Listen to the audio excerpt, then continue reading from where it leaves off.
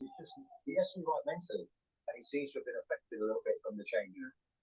Well, let's also spoke about the attacking issues that they've had this season. Do you think they've become a tad predictable in those areas? Oh, I do actually. Yeah, I mean Martin alluded to it, and Alan, and I think that's because they've had so much joy down the wide areas in the last season or two with two wonderful players.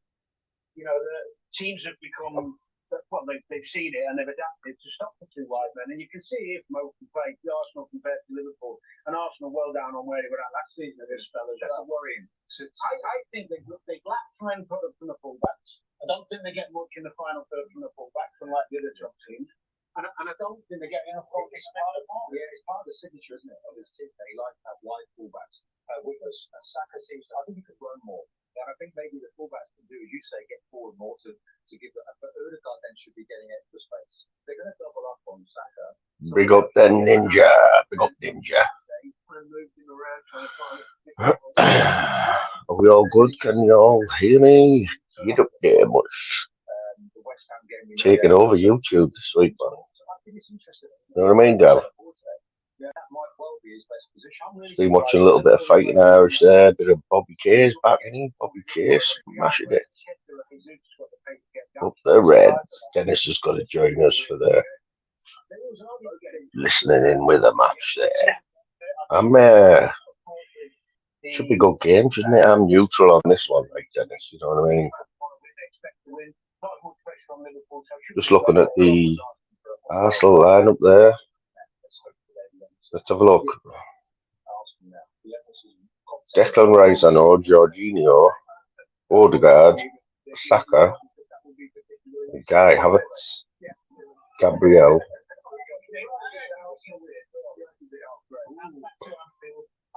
If you're looking at the form though, you know what, at half time, little treat, we're going to have a sports quiz at half time. Big Baz's ears prick up there. Where's the wife? Yeah, but just think I've got some new glasses, man. I went over to Home Bargains today, right? There's no lie, the other ones I got were like ×3. Okay, honest. Too strong for us, they were. But I went over, right? Normally in Home Bargains, right? We've got a big, like, massive rack and it's full of glasses, right? I don't kid you, right? There was 2 pairs of these left. 2 pairs out of the whole of the rack. God knows what's going on there. I don't know how to explain that one, right? Loads of people there went blind over Christmas.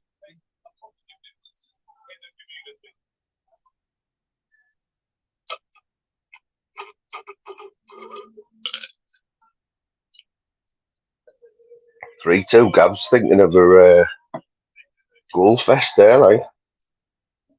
What did I say yesterday though about the Borough? I said it'd be a 1-0 scrappy. Look at how it ended, man. Watch that goal. Sean Wayne, very reliable on YouTube, I was sure. Said it was a double deflection. Have to have another look at it. About the 10th look at it. What did you see? It was the Rizzler paper and where that ball could have went. The keeper's fingertips in the post.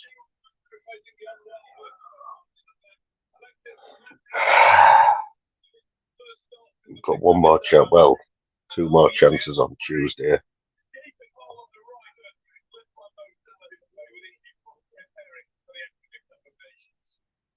was talking to my dad before, and I said to him, because he's got a season ticket, I said, Dad, if we get to Wembley, are you going then? Because my brother will be going. And he went, yeah. I said, because he's 75 now. I said, you might not get to see them again at Wembley. And then he reminded me that he has beaten the new, was it? I think it was the new Wembley. Yeah, I haven't beaten the new one. But he went for when we got to the playoff final. Can't remember who beat us now. It might have been Luton. No, it wasn't Luton. Was it in the playoff final? I should know.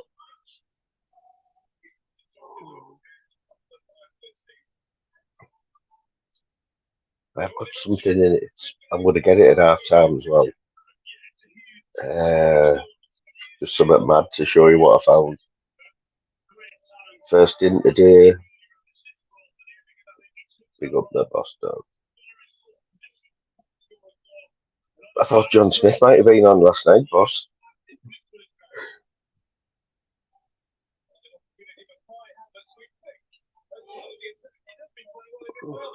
The backlash of the Paul Vidas roast. John's come out of that looking alright, like any. Yeah, man, just this is what it is, mate. We are chilling. We had your Sunday's dinner, like.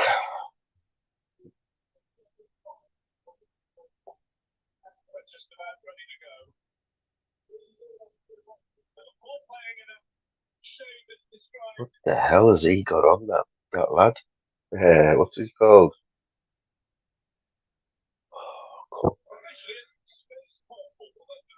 Maybe Wi-Fi booster badly. Did anyone see any of the street beefs? If you're not, it looks like the Fuse UK. Yeah, you want to be. Don't know if we've got any mods in. The Fuse UK. He looks like Venice has given the rights to any of the street beef stuff for anyone else. But yeah, it was all a bit cloak and dagger. I didn't even know about it. I know they said the first one was going to be. Was only going to mention the location. Who was it, Baz? Who was it? That wasn't Robbie Thingy, was it? Did you see that, man? Okay, now. Did you see the? Did you see? He did last long the other lad, did he? Jesus Christ, man! He had some moves and everything, man. Just about boom, get out. At the end, he said, "What do you think about that?" He goes, "Our fucking last was going to fucking kill us."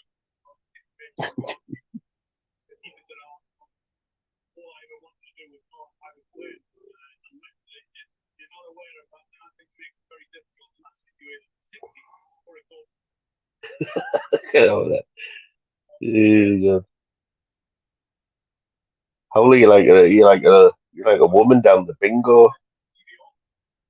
Hey, did you hear about this? Did you hear about this, Howler? Hey, bloody hell, 16 is on the trot. It looked like there was quite a few people there, Eston Leisure Centre. Last time I was in Eston Leisure Centre, you used to be called Hurling Show, I think. And it was, when I was about 13, BMX racing. Tell you what, he'll be on the next one in Baz, won't he? Venice will be signing him up, like. Oh, to go, gotta be. Why didn't he chip it over? That should have been chipped over the keeper there. He took too many touches. The keeper should have been out there, shouldn't he? I wonder how many times do you see that though? One ball, one quick ball from the keeper, but it's in.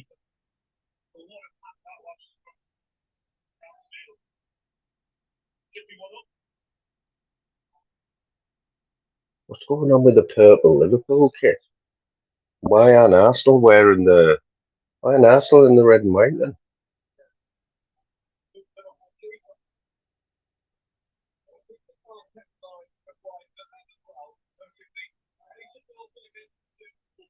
Big up Raymond. How you doing, mate? Happy New Year to you, mate. I've just seen a bit of Jay's live there, but it was like a minute before. Baz coming in with the facts. Thanks, one Baz. Yeah, I was watching a little bit of Jay's there, and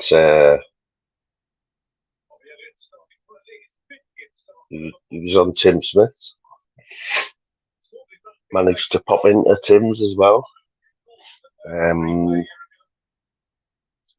Still get my head around this Jerry Helmet character. Like, he's threw a spanner in the works, didn't he, Jerry Helmet?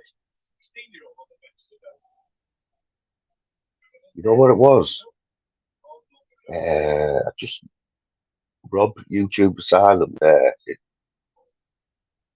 I don't know whether Rob watches, but he definitely likes what we do over here. We always get a little stint on his recap, but I don't know. I need some more info on Jerry Helmet, Crypto King. Yes, Sean.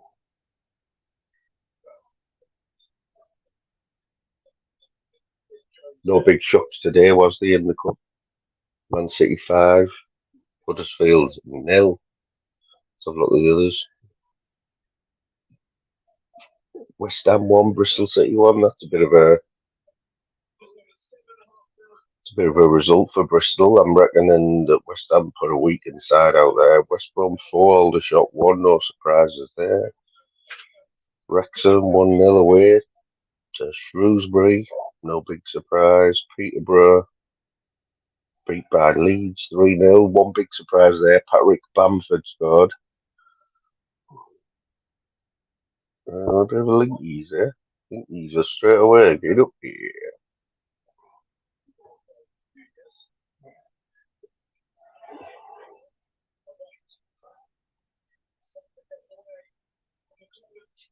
Oh, I should have shot.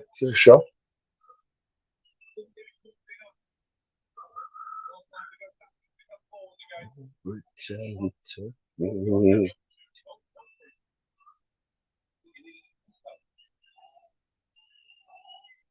I think Raymondo's Western. No, he could be Birmingham. Well, West Brom or Villa or Wolves. Some big clubs in the Midlands, isn't there?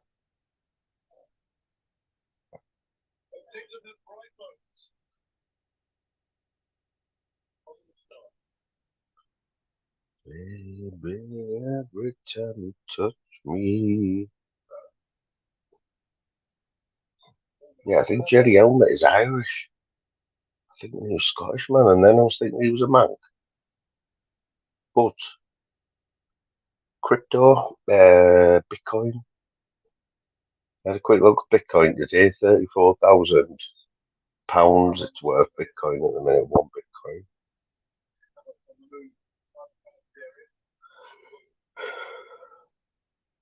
But to make money, you've got to have money, haven't you, you know? Jesus. This game's opening up already, isn't it?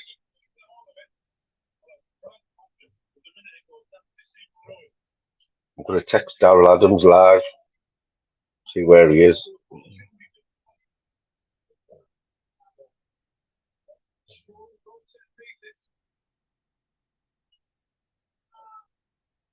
I'll just write, come on, you Reds.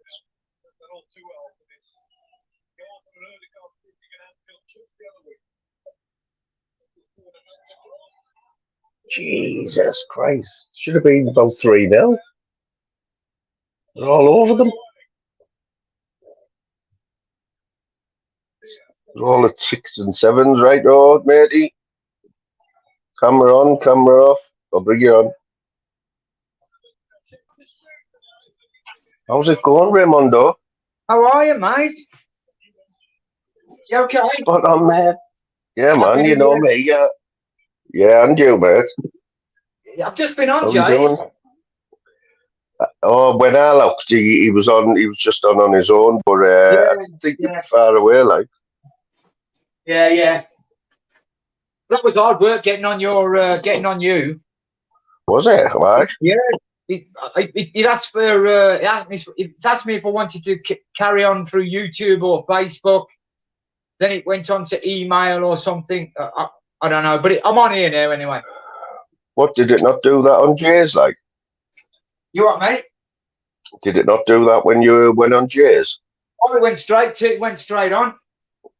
All right. I'm I cooking don't know, my dinner. mate, about that. I'm just doing my dinner, and I thought I'd pop on for 5 minutes to wish you Happy New Year, and just to say that these lives you do are nice, man. You know me, mate. Chilled out, are we? Yeah, The way exactly. forward, isn't it? Exactly, mate. That is exactly the way forward, man. You know Yeah. what, Ray? I've had more new faces on here this week than enough. You know, just jumping on the panel like new people, which is what it's all about, isn't it? Yeah, of course. I just see I seem to struggle with some channels, mate. But like I I've say, noticed, you know, Ray. I know you've been on like quite a few, and then what do you just get? Do they not turn out to be what you thought they were going to be? Oh, what? What is it? you know what? It's the way it's the way my early life was, mate. Yeah. To be quite honest with you, yeah. But I'm getting all that sorted. But yeah, I just like things chilled out, not too manic. You know what I mean? Yeah. And you So all, I always mention it, don't I? I remember the Uncle K thing. That's mad, that, isn't it? How we met on Uncle K's that night. That's going back a few years, isn't it? yeah. Of course, yeah. I remember coming on. Remember? I remember you saying that it was either your first time or you'd only been on a few times, and like we were both a bit nervous. You know what I mean? I No, was. mine was the very first time on any live. We're going on yours. Yeah. Yeah, man. You might hear some noise in the background. I'm just doing my dinner. That's all right, mate. We're having a nice like Sunday's dinner. Yeah, I'm having chicken, cabbage, and sweet potato mash. Well, I don't like cabbage, but the other two I could go for. Like, You what, mate? I don't like cabbage. You know, I don't eat veg. Me, it's weird. Do Don't you like not? veg. Yeah. Wow. I wish I did because it is good for you and all that. You know, I'd look, but I just can't get away with it. Listen, mate, I'm not going to teach you how to suck eggs, mate. If you don't eat veg, you don't eat veg. You know what I mean? Yeah. Jesus, have you watching this game, Ray? Arsenal should have been about 4-0 up after 10 minutes. Yeah, I've got the game on in the background as well. Yeah, man, they're all over them. But yeah, you Birmingham or West Brom or Villa? No, you know what? I got out of that old flat I was in, that one that was doing me in. I'm in a brand new retirement complex. I've got a brand new flat. How did you manage that? In the grand old city of Lichfield. Nice. So you're all settled. It's beautiful. Moon. I don't want to call you Moon. Yeah. It's beautiful, mate. I really love it here. I really do. That's half the battle. Did you not like it where you were? Like, did you want to be out? No, I was in a right state there, mate. Yeah. I was in a right state, yeah. You know, I go out for a walk every morning round a pool, round by the cathedral, Lichfield Cathedral. It's beautiful. Absolutely beautiful, mate. That's what you want, man. Yeah, my mental health's getting better. I've got family 15 minutes down the road. Do you know what, Moon? I spent Christmas with my family this year for the first time for over 40 years. Mad, innit? Yeah. Crazy, mate. And I loved every minute of it. That's it, man. That's it.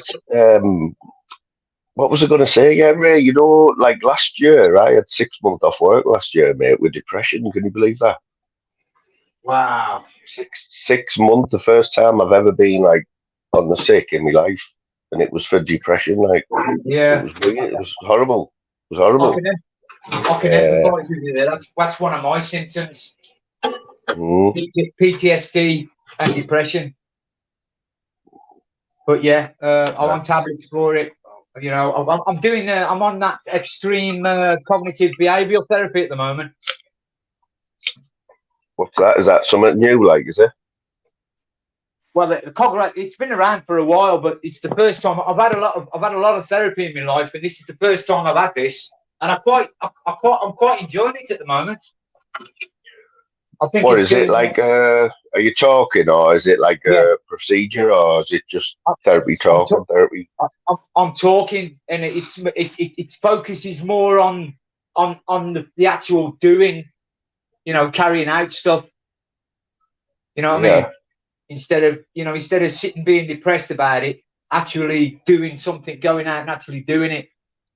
Like I told you, it's the first time I've seen my family for over 40 years for Christmas, and I had anxiety and everything, and and they sort of encourage you to do it. And then the next appointment I have with him, we'll be talking about how I felt doing it, and and how I felt afterwards and stuff. You know what I mean? Oh, so you're putting it down to this therapy that you actually got up and did it? Yeah. Oh, nice one, mate. Nice. Yeah. And it's a one-on-one thing, is it? Well, it's over the phone. It's an over the phone Right. thing. Because I was under Derby Mental Health, and that's where the appointments were.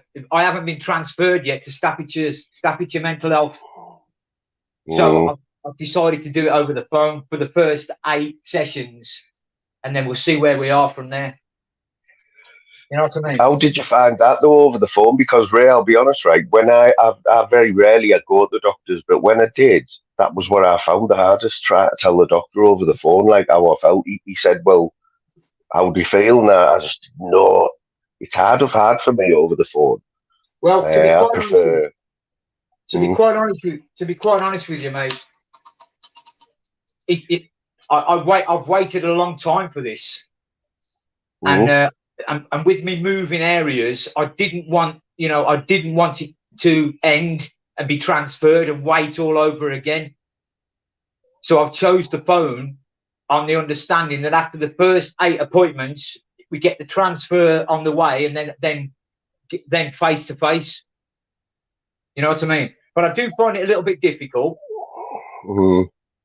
But like all the other therapies, group therapy and psychologists, psychotherapists, I found face to face difficult as well, because I get really emotional and crying and all that. You know what I mean?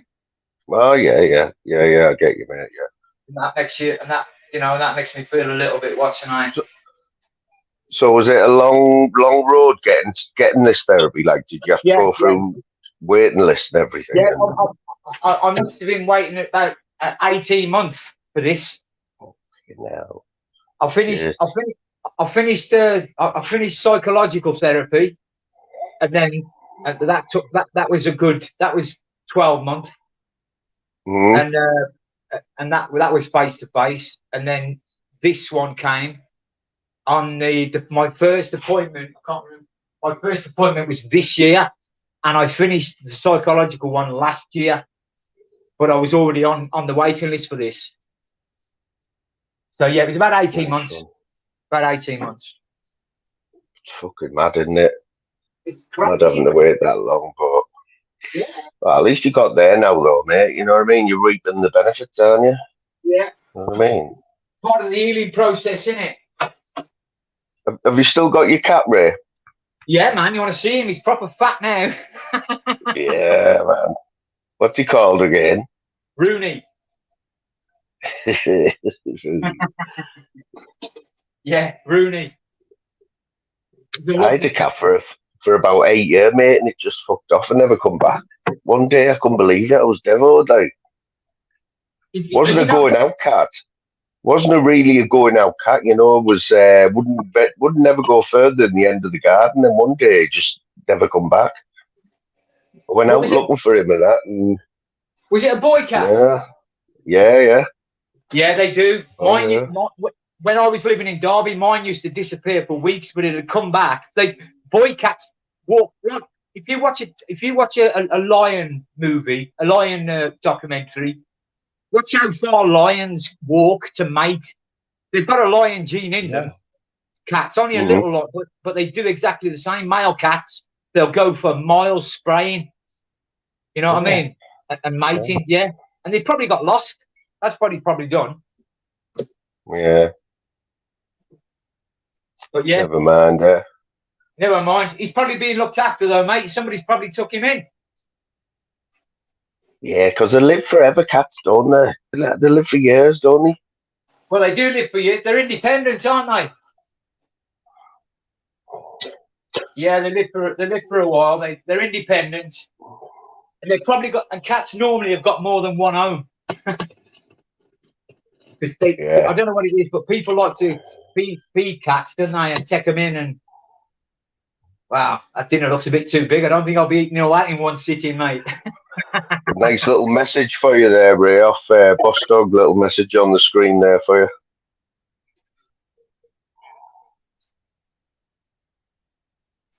A Welsh mate, Boss Dog. Boss Dog's Yeah. He used to come. big Remember supporter. remember Benji? He used to come on Yeah, Benji's yeah. in the morning, man. He's a great guy. I like him. I do, Boss Dog. I think he's a brilliant guy. He was driving his BMW, his convertible BMW, the morning we seen him. Beautiful, man. He's a great soul. Lovely soul. Yeah, he's been here for, he's been what follow me, man, since day one, you know what I mean? Right back through your fighting trolls days and all that. And thank you very much, Boss Dog, man. I appreciate that. I really do. Hello, mate. Yeah, I really appreciate that. And I hope you're doing well as well. And because he used to do pictures, didn't he? I think it's his mother who was she did these prints, didn't she? Like cats and animals and stuff. There were them, you know, the dead intricate ones. There were loads of detail in. Yeah, he showed them a few times. Yeah, that's right. Yeah, it was his mum. Yeah, but didn't he used to pack them up and stuff and deliver them? Yeah, that's right. He did, but he's got a salon now. You know, he's on. He's a big. He's big in the grooming world now. You know, he's got his own place. Like what, dog grooming? No. Hairstylists and you know, like a salon. He's just finished it all. I'm sure he's open now, and he's got he like hires the seats out and all that. I think he's the gaffer. You know what I mean? Wow, that's brilliant, man. Excellent. Wow. I'm going he's gone from canvas wrapper packer boy plumber to kingpin of hair beauty. He's a funny fucker as well, you know. He's funny as fuck. Boss Dog, like when he wants to. He dry as sticks.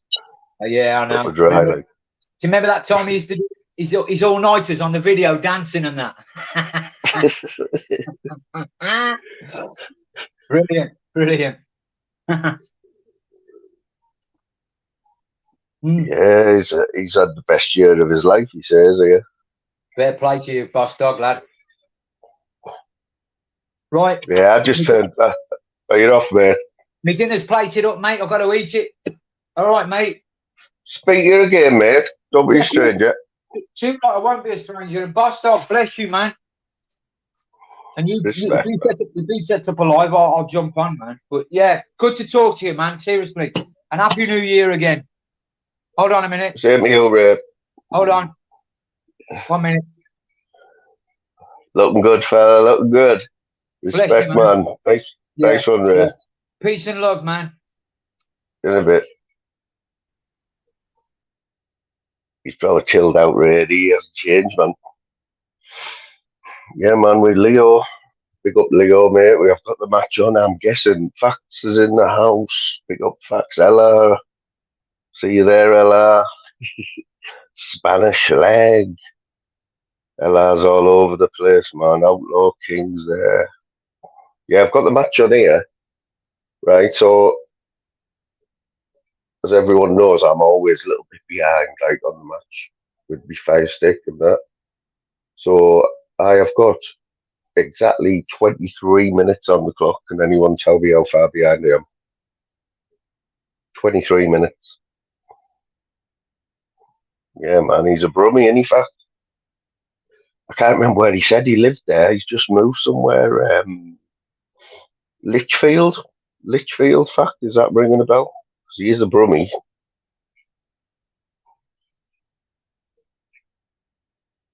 Oh, has he got in there? Has he? Well, he had to, didn't he?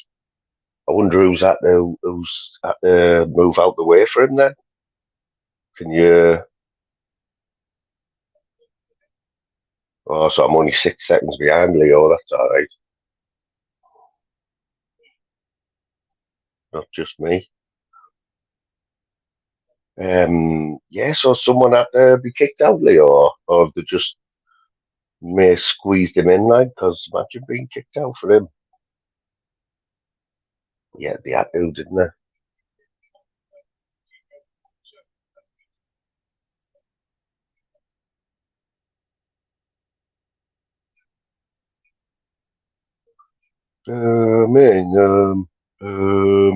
He's another gadget, full of gadgets today. That's what we like to see. Get the gadgets in. Charlie, don't know if you see, I don't know if you, I don't know if you watched Danny G, mate, playing golf this morning. Oh, it's a must watch, man. Marty was in the chat, in Danny G's chat, right? So Danny G was playing 9 holes at Dudley Golf Course or something.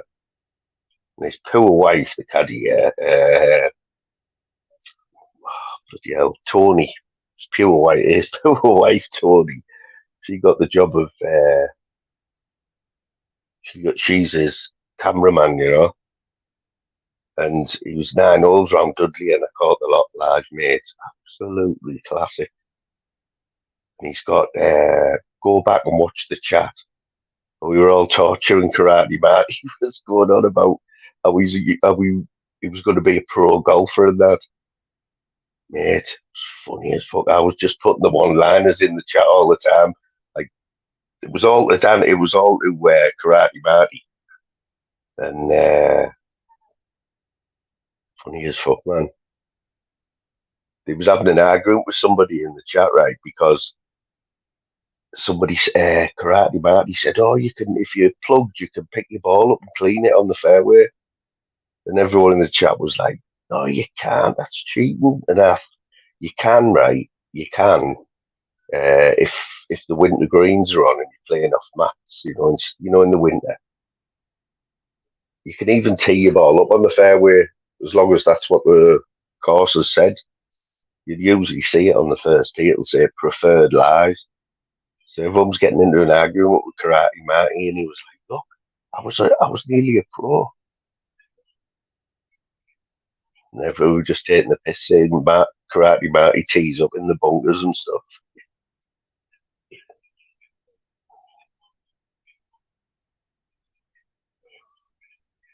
Yeah, yeah. The people who were in there, because you know, Karate Marty, he could be just one of these one-offs, where he has done everything and knows everyone. It does happen. There's a few people on him now. Brummy Banter's another Brummy. I don't know, has anyone watched Brummy Banters? I like him, mate. He always, he's just, I think I've got him right. He's because Dave Smithers knows him. Smithers was in the clink with him, I think, doing a bit of bird with him. But on all his lives, Brummy Banter's always puts, "This is live and raw. I won't sugarcoat anything." But that's what you get off him.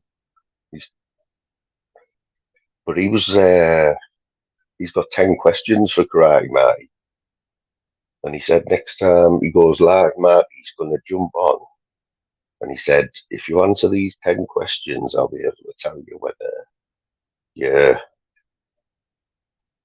whether you're full of shit or not." We didn't tell us what the questions were, but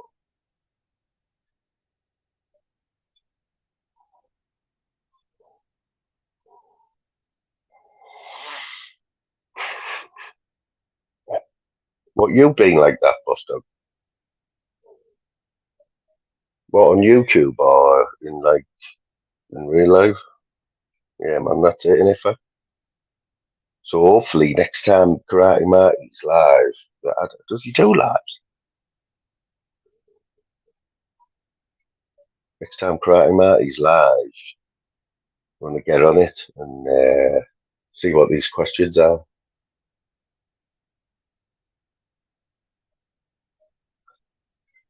What did you see Jerry Helmet on here last night? Does anyone watch YouTube Asylum? If you catch Rob's catch up video today, scroll along to about an hour and 20 minutes in, and then it's us from last night. Me, Pork Chops is on for 5 minutes, and then it's just me and Jerry Helmet. It's worth a watch, man. Honestly, I just watched a bit of it back there. How these haven't scored yet, I do not know. Obviously, yeah, Jerry Helmet, right? My head was battered, right? My head was battered because I'd been live anyway for ages, you know what I mean? And like, so I wasn't like, my my head was a bit frazzled and that. Then Jerry Helmet come on, but I had people in the background saying, don't believe him and he's full of shit. And then he's telling me he's a millionaire crypto. Uh, but what do you do? I'm not going to tell him. I'm not going to just say you're full of shit, there. So I just went with it, and for me, I don't know the fella. I don't know the fella, so I've just got to take it at face value, haven't you? But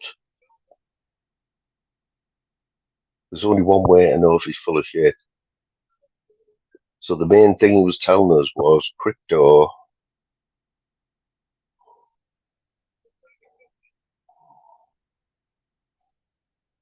Mate, I was trying to ask you, right, because I wasn't really on the ball, and I had like people in the chats like saying he's full of shit, and people texting me saying he's full of shit. So, but I was trying to get more info out of him. Like I heard a dog bark in the background, and I said, "What dog have you got?" Now, a millionaire with a swimming pool and a big house, and you'd expect them to have a few big dogs, wouldn't you?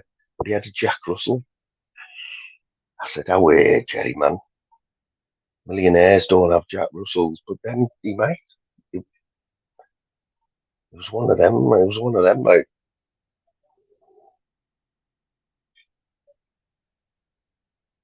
I can't remember what car he said he was driving, but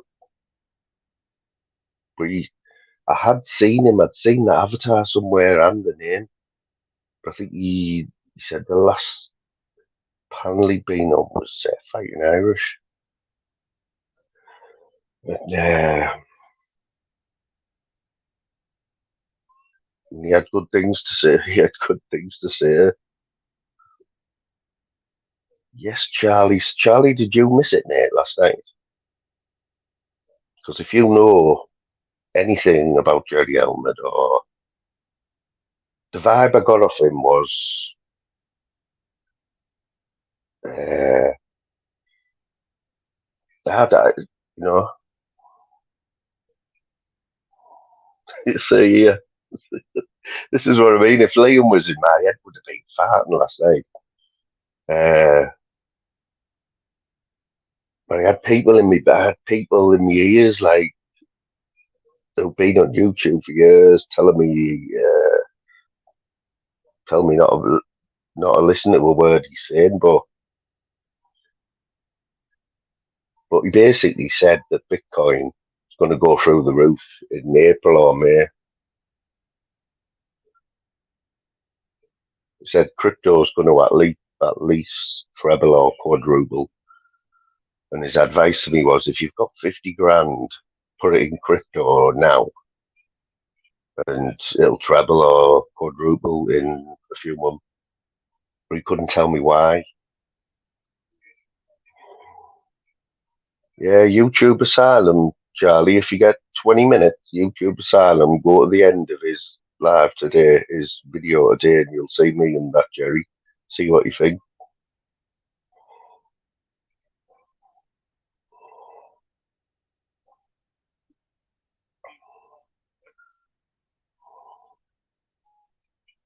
But I likened it. You know what I said to him? I said to him, because he'd never been in the chat, he'd never even been in that chat before, yeah, let alone on the panel. And then he just turned up backstage, and I'd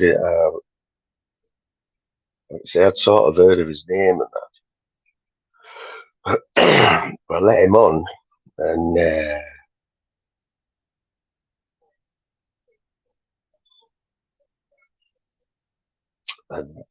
like I say, I wasn't really on the ball, but I was trying to work him out.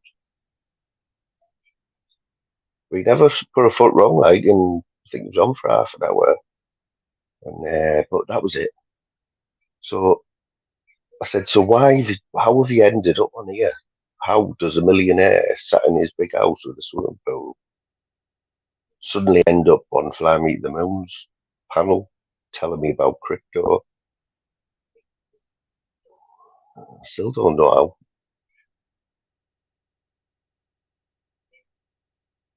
But I'm guessing I sort of worked out myself because Phil Graham knew him or knew of him. And then, so as soon as somebody knows Phil Graham and PD, mentioned PD, then you just know that they were from the early days, like Cody Lackey days. So I started reeling names off: Cody Lackey, Lindsay Kilpatrick, Mermaid, and you knew them all.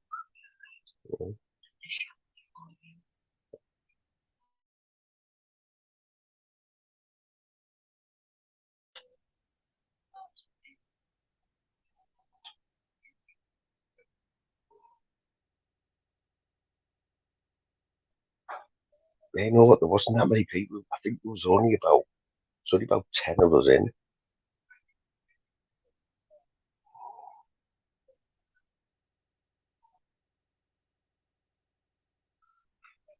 Boss Dog, it's worth a look back, mate. I don't know if you were in last night. You were, but I don't know if you're in right at the end.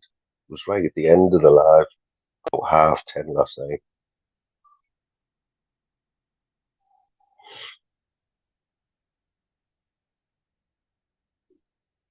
When was that?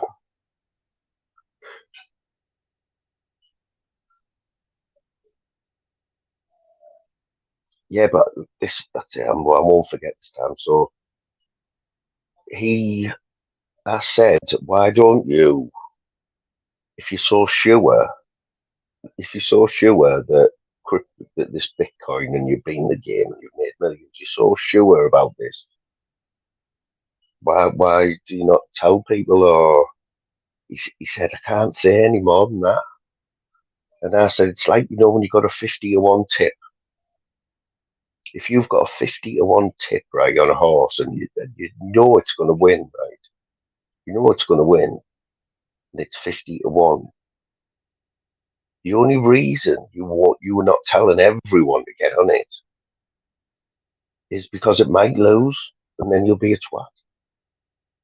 And I said, that's like what you're doing with this crypto now. You're telling me that it's going to treble and quadruple, but you're not telling me why, and you're not telling anyone else. Because I said, you're not telling anyone else because if it doesn't happen, you're a twat. So if it does happen, everyone's patting you on the back. Oh, you're the best thing, you won me fucking. I've just won a couple of grand on that horse, she told us.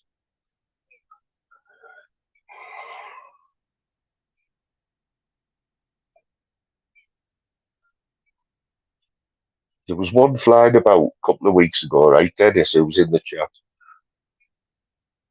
Dennis is just a normal bloke like me, he isn't loaded or anything, yeah. I think it was his brother got him into this crypto thing a couple of months ago called Cashcoin. Cashcoin. Dennis showed me all the crack of work on his phone, and his brother had put £50 in for him, but his brother had made quite a bit of cash off it. Like actually got the cash as well, drew the cash out. And I'll show you there. I've still got the app on my phone here. Got the app. What I had, this was how close I was to go to doing it, right?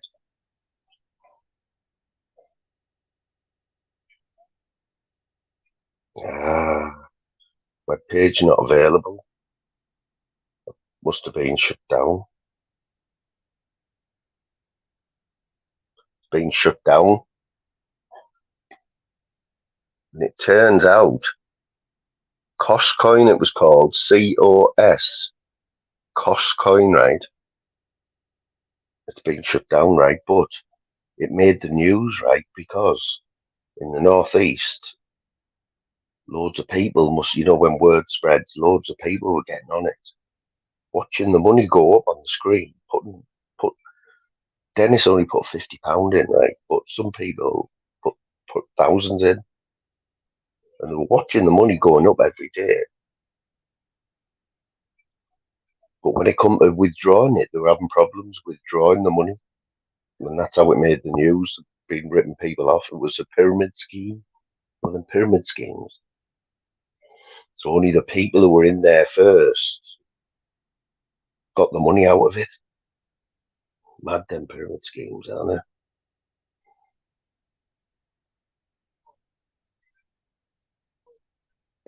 Does anyone know anyone who's actually got anything out of them pyramid schemes? No, the last one I heard of. Leo, these pyramid schemes you were having to, when you got the go ahead, right, you had to go and take an envelope with like 500 quid in, right, to a location in Middlesbrough, meet someone. It could have been behind a pub or anything. You had to go and just give them, just total stranger, 500 quid, right, on the pretense that in a couple of weeks, or it could be any day, you'll be that person meeting somebody else and they'll be giving you £500. Shady, hasn't it? Money though, innit? Slim, you were there, weren't you? What did you make of him, Jerry Helmut?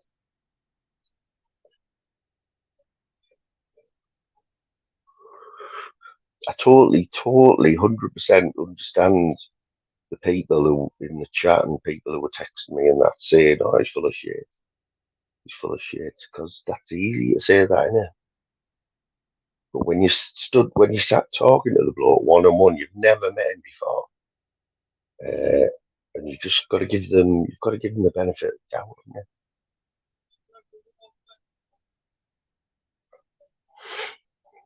I was more interested how he'd ended up in my chat. He must have been subbed. But if anything, I think he come across as like a laid back stoner. And I could totally from what he was telling me, I could totally picture him there because he said, I said, "What are you doing right now? What were you doing an hour ago?" He's a millionaire, right? He said he just got a swimming pool built in his house. And he said, I said, "What were you doing an hour ago? Tell me.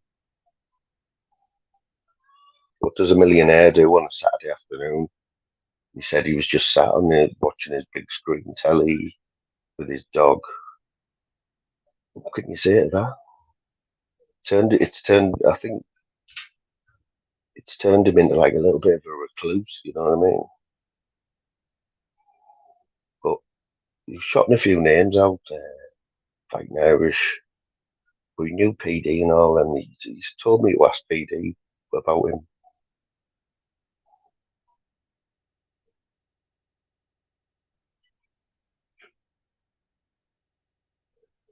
Was it easy? Say you wanted it. Say I bought a Bitcoin today for 34,000. Surely how we do it? We got Shirley there. So if I bought a Bitcoin for 34,000 today, right? Tomorrow it went to 50,000. Could I just press a button and sell it and get 50,000? Is that how it works?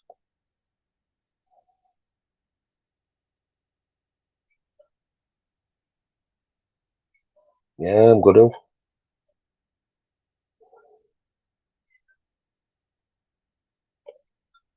tell you what. Let's have a look at the.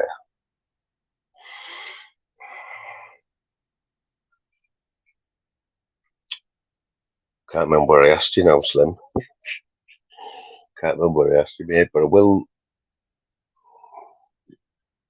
I'll ask PD next time I see him. The stats in this game have got to be crazy, let me tell you that.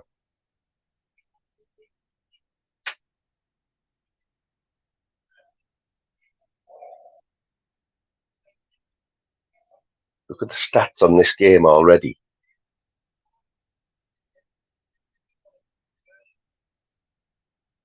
Look at them stats.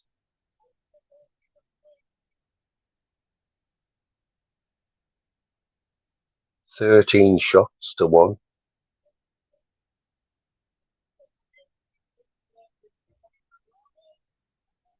Oh, Arnold's just hit the bar. Jesus. Oh, you can't throw it straight out. How does that work then? Oh, yeah, that was it, Leo. What he also said was, I asked him, I said, do you get taxed on your on what you make on crypto? And apparently,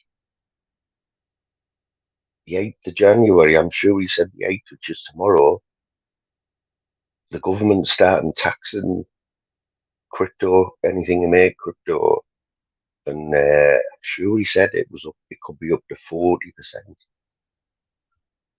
40%. And I said to him, well, that's going to hit you in the pocket. And he said, it'll be a couple of mil down. That's what he said. It'll be a couple of million down. But at the end of the day, you can't prove, or I said, can't you give us anything? Like, for me to shut these people up in the chat who said full of shit. He's just like, he said, I can't tell you anymore. Like,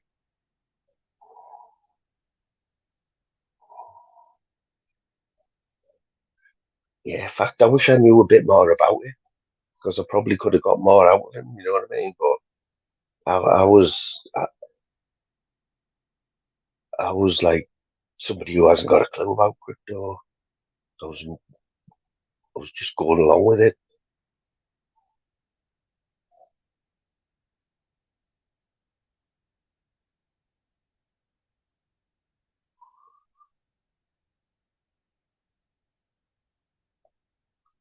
Yeah, I said to him, I said, so how can you be so sure whether it's going to blow up in the next few months?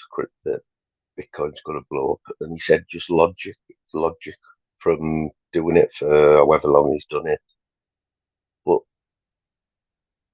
the way he put it, he had 50 bags to lose. You know what I mean? Not many people have got £50,000 to play with, but he does, or he said he does.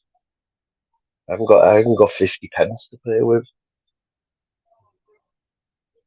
but I'm sure he said, is there a limit on what you can put in the Bitcoin? Sure, he said £1,000, right? Now, I was talking to someone today about it, and they said you can put £250 into Bitcoin. I don't know.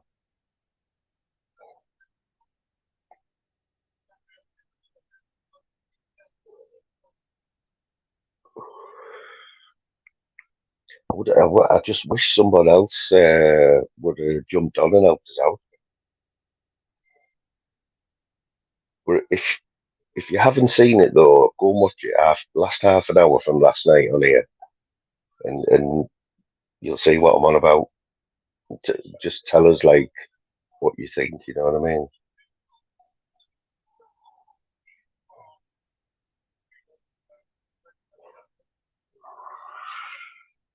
What's that little thing at the end of your name there, Shirley? The little Bosch.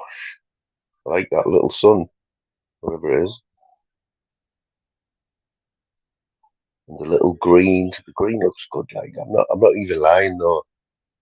That little green, like it's like a world of sport S in it. That 45 minutes flew over, didn't it? 13 shots. Arsenal to 2 Liverpool. Some big chances there. I think they hit the bar. The bar was rattling twice there.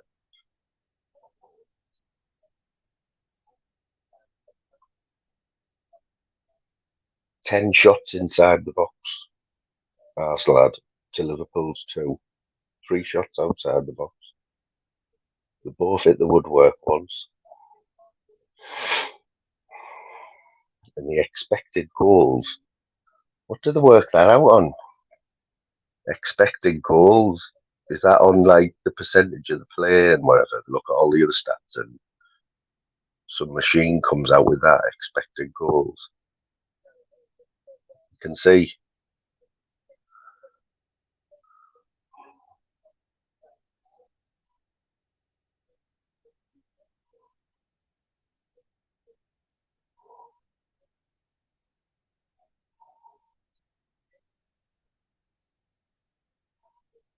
When I buy a flat and rent it out, I pay 95% of the mortgage and then remortgage for 100 grand. Back in the day, I can remember the days of, what was that mortgage called? Was it an indemnity? Was it indemnity mortgage, or where basically it was a gamble, wasn't it? You were gambling, weren't you? But you paid less a month, and then there was just a repayment mortgage. But that other type, the indemnity, that the arse fell out of it, didn't it? The arse fell out of it. Was it indemnity? Can't think. Now we're obviously back. When will it have been? Mid-90s? Mid-90s, you could get an 80% mortgage. Sorry, you could get 110% mortgage. They were throwing them at you. Now you'd be lucky if you get 8% mortgage.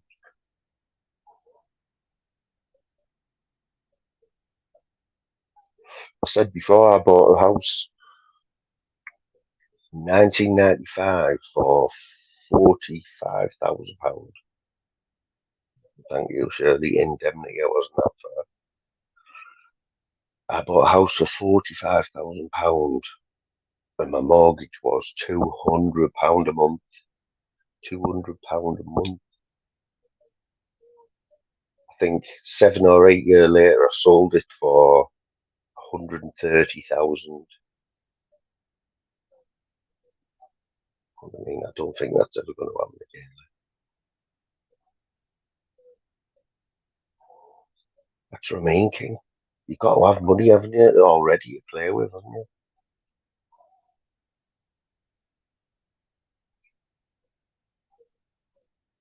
Look what happened to Barclays, right?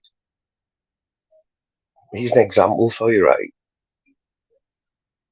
Back in the day, when I was it was actually when I was selling that house. When I was selling that house, I needed some cash before the sale went through.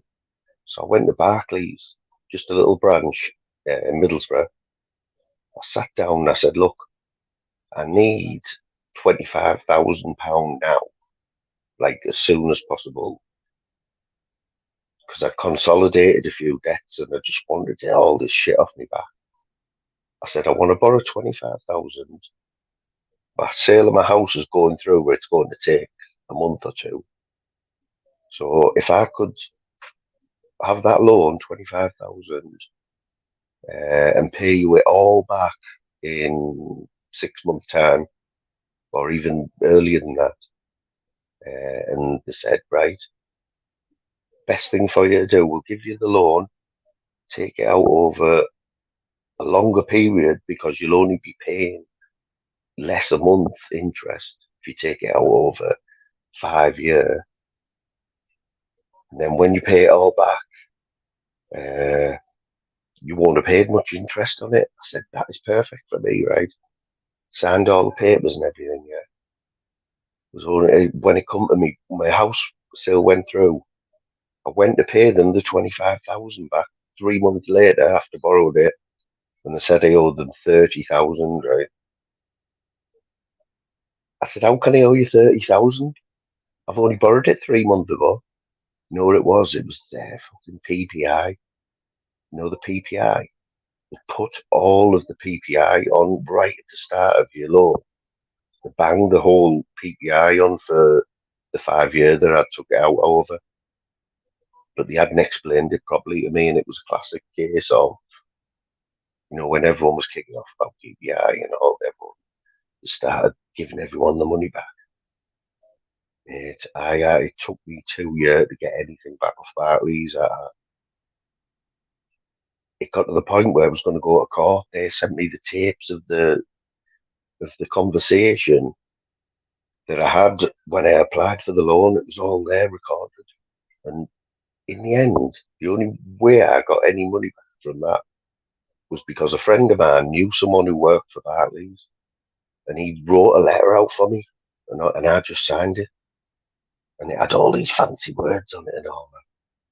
And after fighting with them for 2 years and getting nowhere, right, I sent them this one letter that this lad had done the template for me. I signed it. And within a week, I got an offer of £3,000. Said, we'll give you 3,000. Forget about it. So I snapped the fingers off. But that was PPI. That's the biggest rip-off. Biggest rip-off ever, that one. It. And the bank charges, remember? They're charging you £25 for if a direct debit, there wasn't money there, they were charging you £25 a pop.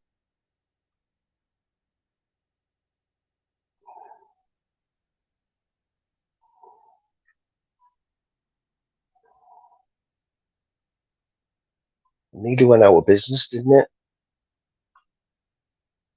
Honestly, can you remember when Barclays nearly went out? Barclays was like on its arse, and the government stepped in, didn't they? Now, Barclays shares, I remember Barclays shares were going for nothing. Now, Barclays is one of the most well-known companies in England, probably, I don't know, maybe in the world, I don't know, everyone knows Barclays. There's no way that was going to go under. God, if I'd have had thousands, I'd have bought thousands of Barclays shares, because a year later they were back in profit from being on their arse. A year later they were back into the millions and billions of profit. It's like anything, Leo, mate. Everything's sweet until you involve cash, isn't it? Everything. Barclays did as well, mate. Northern Rock. Everyone had the mortgage through Northern Rock, didn't they, in the 80s and 90s? That's who Virgin took over, wasn't it? No, Barclays were on the ass.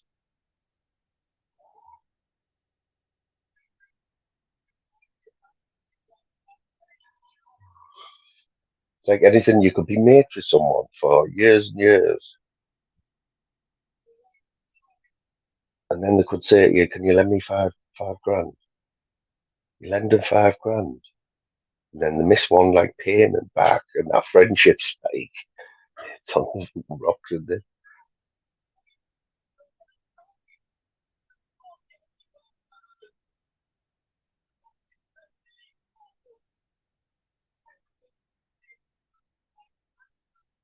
In the 80s and 90s, Leo, neutral Northern Rock. It was all Northern Rock, wasn't it? Yes, pandemic. Deco, do you know anything about crypto, mate? You know anything about crypto? Did you see any of the live? Did you see any of my live from last night?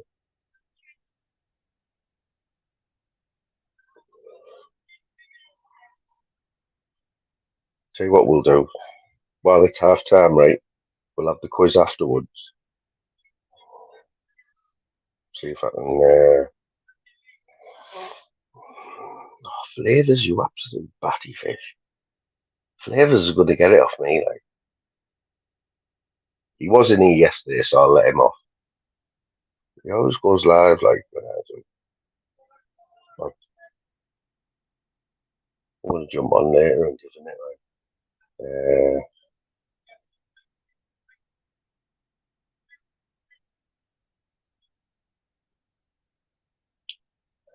so let's not forget, I'd been live for most of the day yesterday. Yeah. Borough got beat. My head was a little bit battered. My head was a little bit battered, yeah.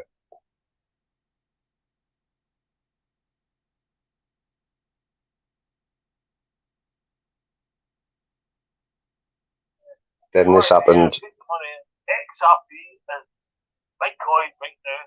This is going to go nuts.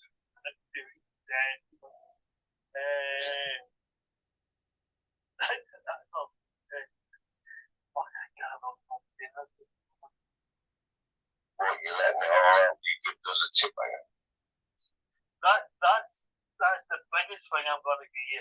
And I hope you take it forward. Do you need big money though? To earn big money, or you know, do you have to have a invest a little bit or a decent bit? Listen, mate, I was bankrupt. I was homeless before I started investing. Very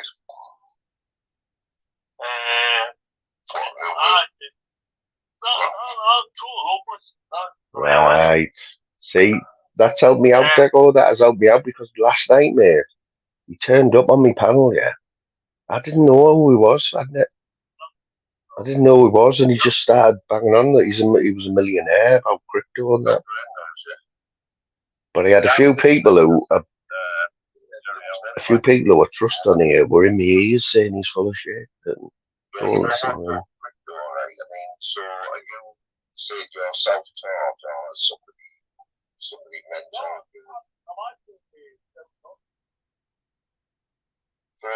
He's self-taught.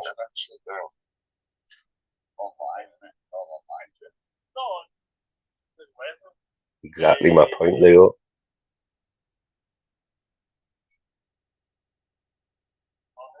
So in your eyes, Deco, he is not a millionaire, no? He's not a millionaire, no?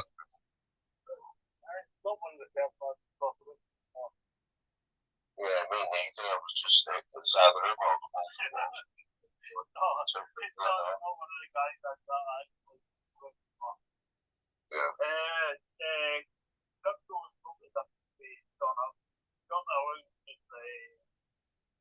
Sean Atwood made his money in banking, didn't he, before he'd done all the drugs and that? He was on Wall Street and that money. Atwood.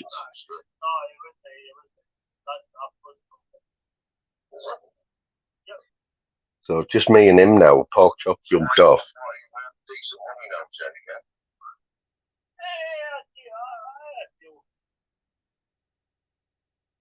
That's the thing, Deco. He wasn't really talking about it. He wouldn't let anything go.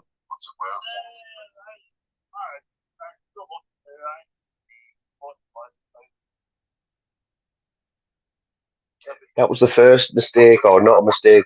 I asked him how much Bitcoin was worth right now, and he said 41,000. Dave Smithers must have googled it straight away because he was in the chat, and it's 34. So he was 7,000 out.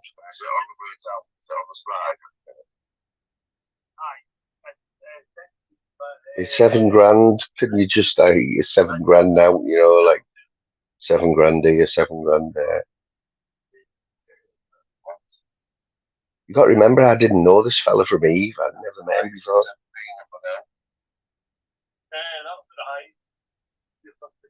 He reckons it's going to be 250,000 by April. 250,000.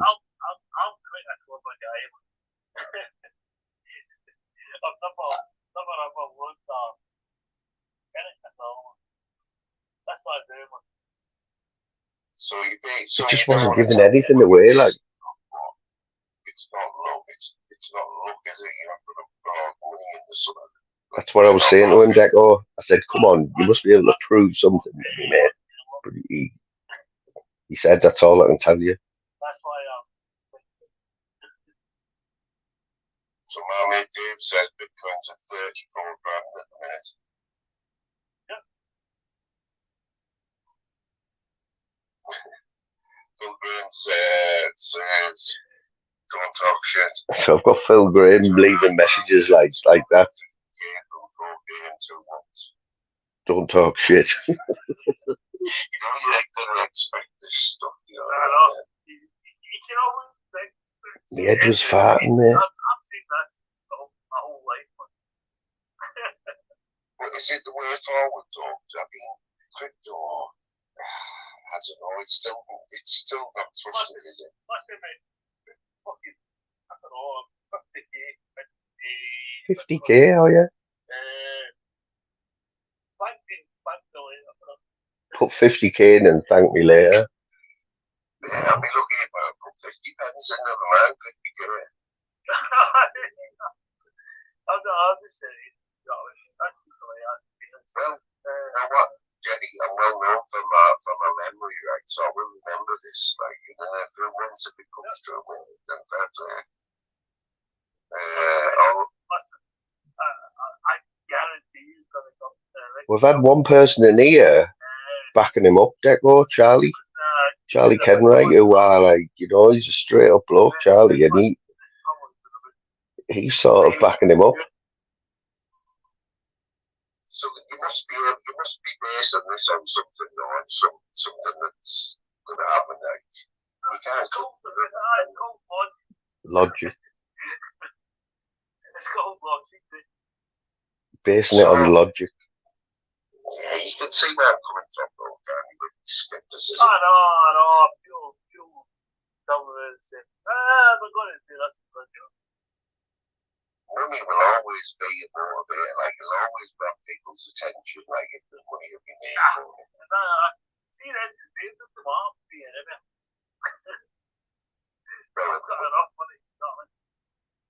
So has anyone seen Jerry Helmet recently on any chats, or we'll go back to that later, yeah, because it was an interesting one, you know what I mean? I didn't have the right people in the chat, and I would have loved someone else to have been on the panel with us, like Deco or Charlie, even anyone. Yeah, I want to see how next time PD's about, I will ask him. That's Remain King. So I had Phil, who was in the chat, telling me, just totally contradicting everything Jerry was saying, who was on the panel. So, you know what I mean? My head is gone. So is that the highest it's been, 61? Because this Jerry bloke reckons it's going to be at 250 by April or May. 250, which bit of a big jump in it. But something has got to cause a jump that big, hasn't it? Something's happened in the world, or to affect Bitcoin that much. What is it that affects it?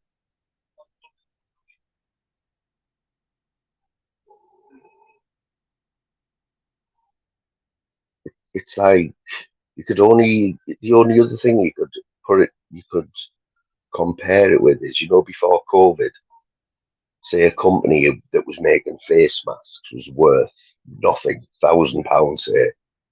But when COVID come out and they suddenly realised that we were all going to need face masks, shares in that company are going to like just go mental, aren't they?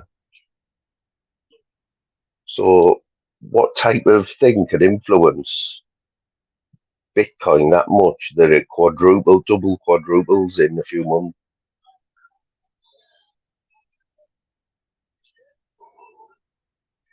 And that was what, 2 years ago. It's interesting. I'm interested in it, but you don't want to be took for a fool, do you? And you, when you're speaking to someone,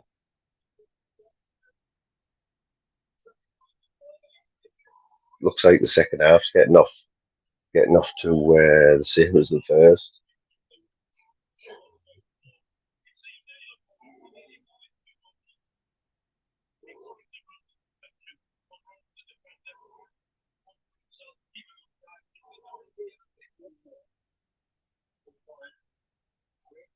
So has anyone got any Bitcoin? Has anyone got any money in crypto, or is it one of them things where you don't talk about it?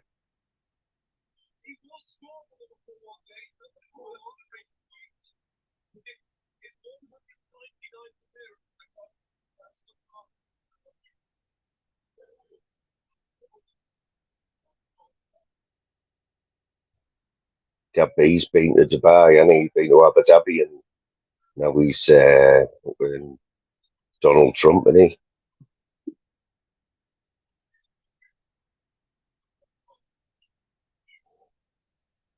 Great name that. It's Nakamoto. That's what PP's second name should be, Nakamoto.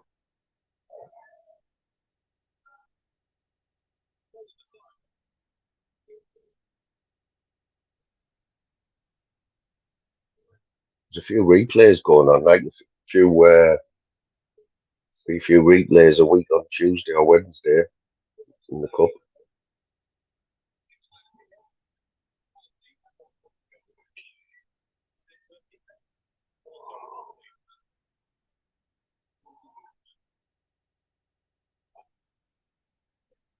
Oh, that, yeah, McCabe, yeah.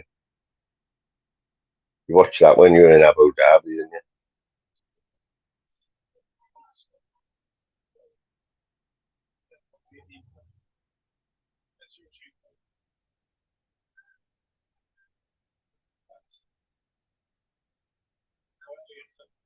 Oh, they're through. He's through. He's through. Oh, no.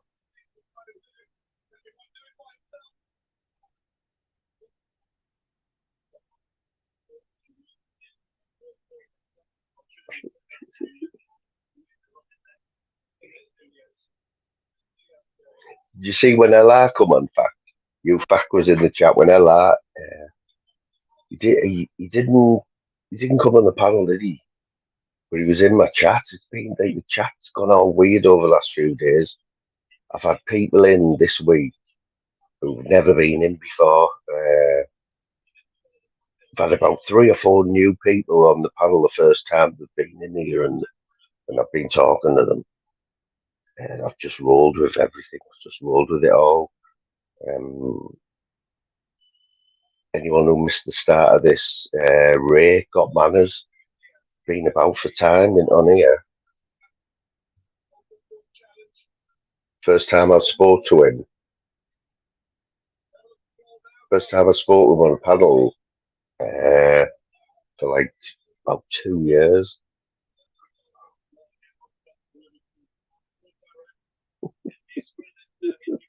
What he's saying is you're not clever there, Gaff. Definitely ginger. You're not clever.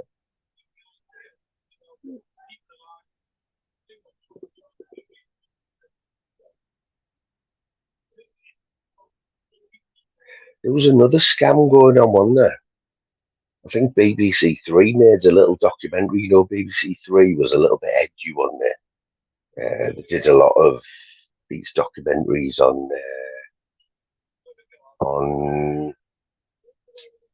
people who've been catfished and stuff like that, and a little bit more using explicit videos, partners splitting up and then threatening to put videos out. Well, BBC Three did a little documentary about this thing where random people who were at college or whatever were getting approached and saying, "Can you put £1,000 in your bank? Leave it in your bank for a week. Give me the £1,000 back, and I'll give you so much money." I can't remember what it was, but it was basically laundering money, wasn't it? It was laundering money for dirty money.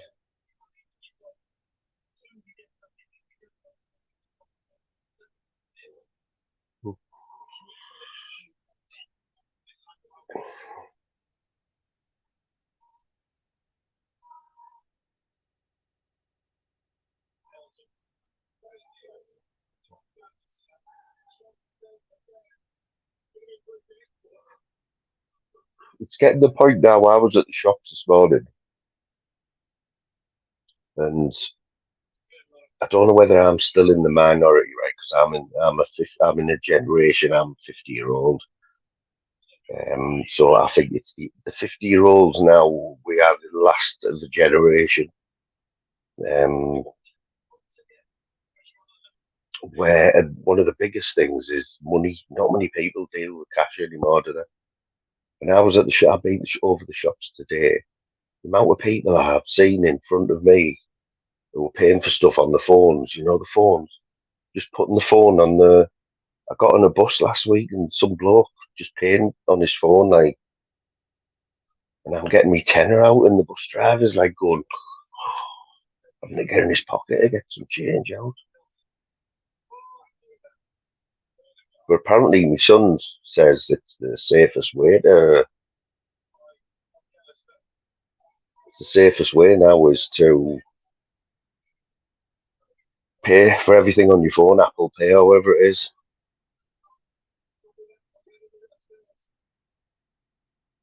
It's like when they brought contactless, you know, contactless. I mean, that's ancient now, isn't it? Where you got your bank card and you don't have to put your PIN number in. For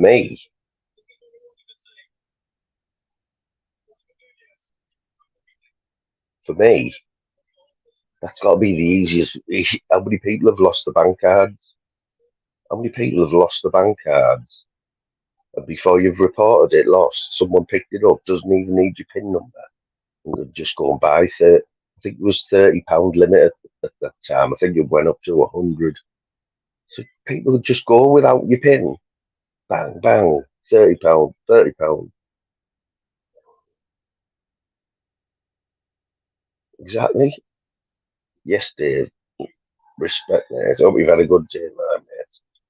Back to graph tomorrow. I'm on 3 to 11 this week, so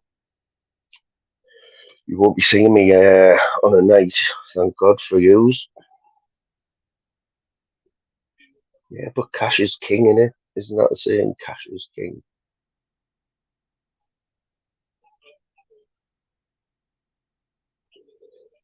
I watched an interesting video this morning. I've got to watch part 2 of it by Brummy Banters. Anyone know Brummy Banters? In fact, do you watch Brummy Banters, mate? He's from your neck of the woods.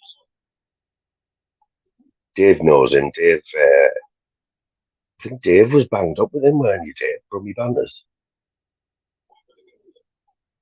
I watched his. I like his stuff anyway. You know, he's straight talker. Oh, I wouldn't have scored there,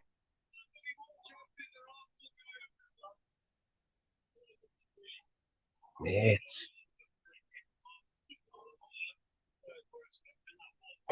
Yeah, well, definitely years ago, mate. Yeah, it's not like you've just got out the clink.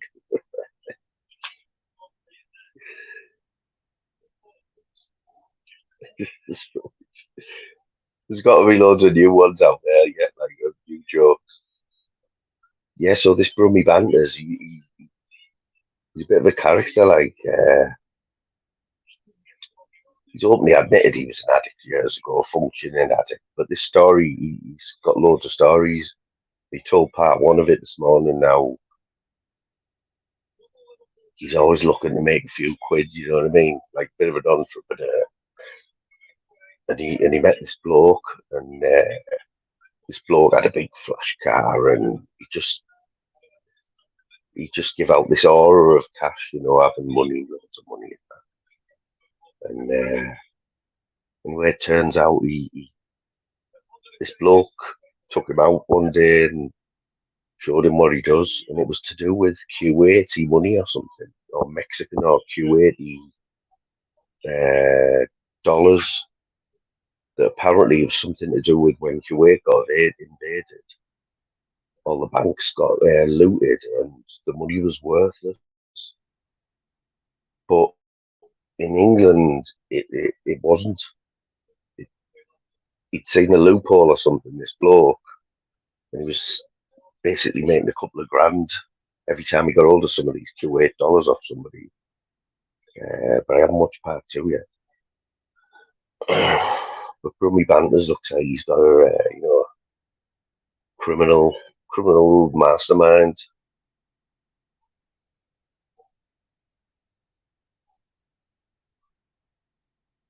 Mate, this is the way I look at it, King.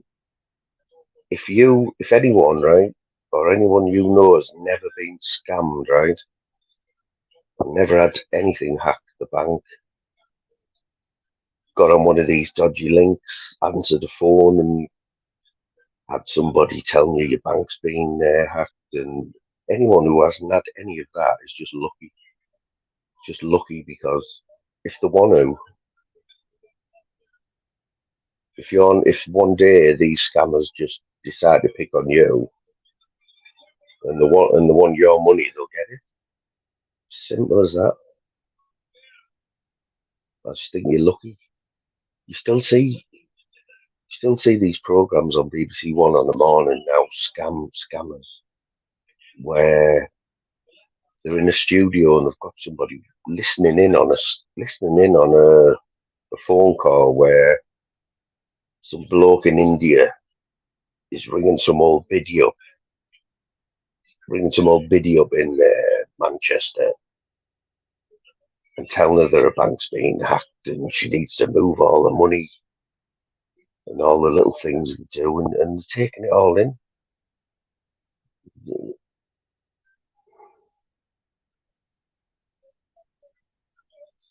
It's like, these adverts for the UNICEF and all that on telly where it says give £3 a month.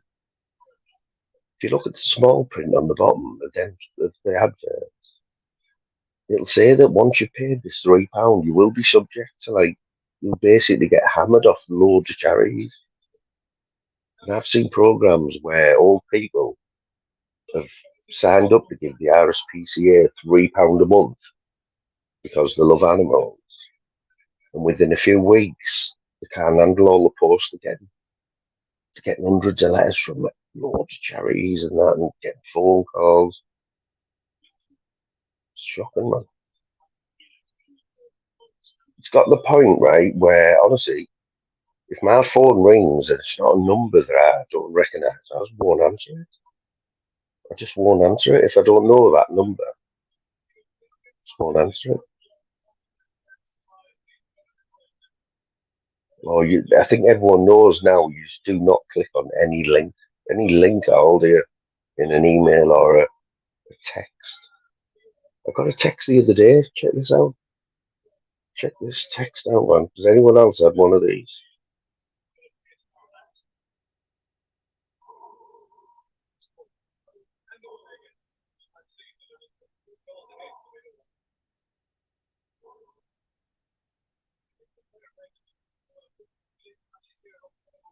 So this did come with a suspected spam warning. Yeah, look. Try not. I don't think I'm doxing myself here. Right? DRPL, right? DRPL, wherever that is.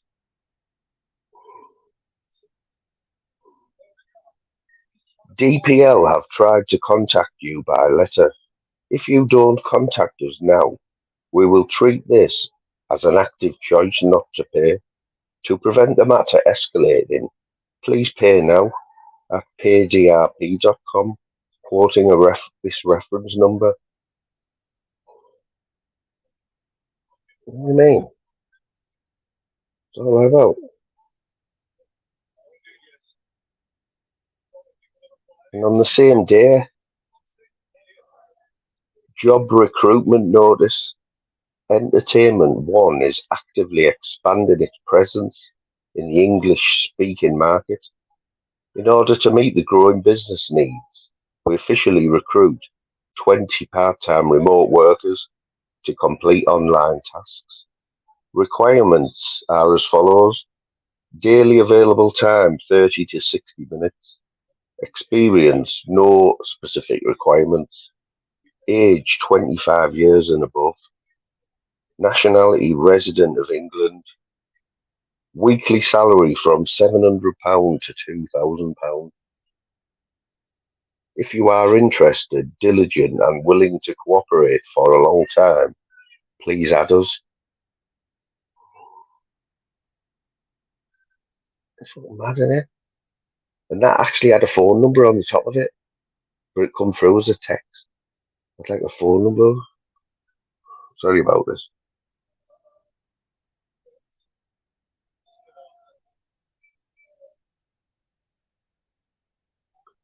I mean, if you are willing to cooperate for a long time, for a long time. Earn £700 for half an hour's work a day.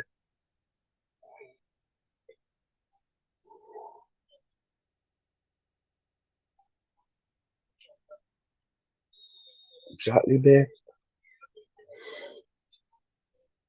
You know, I seen it might have been, it might have been, what you call it, Country File or something like that on a Sunday, you know, where they talk about farming and all. And it was, they were on about you know, some parts of Scotland, they have like some rare birds, don't they, like an eagle. You know, these eagles where there's only a few, or these birds of prey where there's only a few mating, there's only a few like left in the whole of England. So they try to do everything to guard them and get the population up. But this one bird, I can't remember what it was, but this one bird, the population had gone up, but then it had started killing sheep. It started like these birds were like eating sheep, eating baby lambs and that, so they started kicking off about that.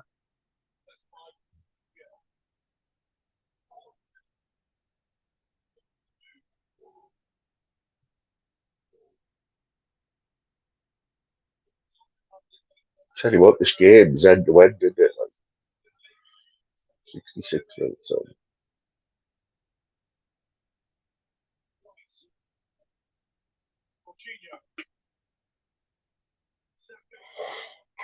You know what, Charlie, right? It's funny you should say that, right? Because, right, now, I'm not against charities, yeah, giving a few quid here and there, you know. If somebody stood outside the shop with like a collection tin, I'm not going to lie, 9 times out of 10, I'll sort of like walk as far away from them as I can. Or if somebody's selling a big issue, like I once went up to a big issue, walked past a big issue seller, and I said, knock, knock. He said, who's there? I said, I thought you were fucking homeless. But I don't like, I'll give a few quid here and there if I can, right? But the RNLI, you know, if you live near the coast like we do, you might spend a bit of time at the beach and that, but if you're stupid enough to swim out in where the place where you know you might get stranded. Now, I've seen a few programs where the RNLI have gone and saved people. So if it was my son or me that the RNLI saved, you couldn't really say that, could you, Charlie? You know what I mean? But still, I know where you're coming from. It's like the NHS. We all kick off about the NHS, don't we? Uh, like paying our taxes, national insurance, until somebody in your family gets saved by the NHS or has treatment and the rest of their life. You know what I mean? They give you your life back. It's worth every penny, isn't it? One of them, man.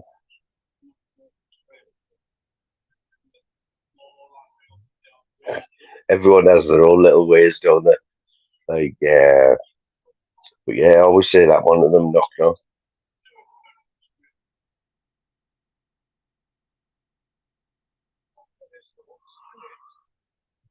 You down the boozer with Clint. I'm sure it's Clint and Fax who go for a pint or two together.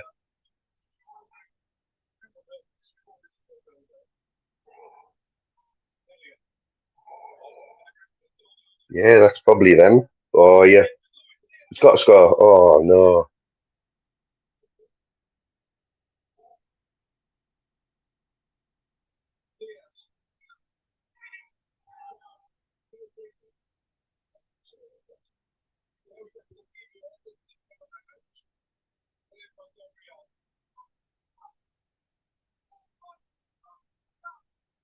Good on some of these refs. You know, they've got their heads screwed on, like, because they're giving simulation. These divers, we've had some divers in the Premiership, haven't we? You can't get away with it now with all the cameras. But there was one at the Borough last week. Totally dived for a penalty. One of the Borough players. It was the worst simulation dive, and the ref was about 20 yards away, and we were shouting. They were all shouting. We were shouting for a penalty, even though it was clearly a dive. The ref give a free kick and give a yellow card to our player, and it was right. Too much of it, man. You hear the stories about, the Romanians or Albanians. They'll rock up at your local shopping parades, and sit outside, like, playing the harmonica or one of them, and, with a cap. And everyone's giving them money and that. And then someone will see them later getting in the car and driving home. Middlesbrough's got loads of them. You go into Middlesbrough town, and there's loads and loads of tramps. And they all sit outside restaurants and that in the town, and cash machines. And got any spare change, mate? Got any spare change? And you do feel bad walking past and ignoring them. And I feel bad saying, no, I haven't. But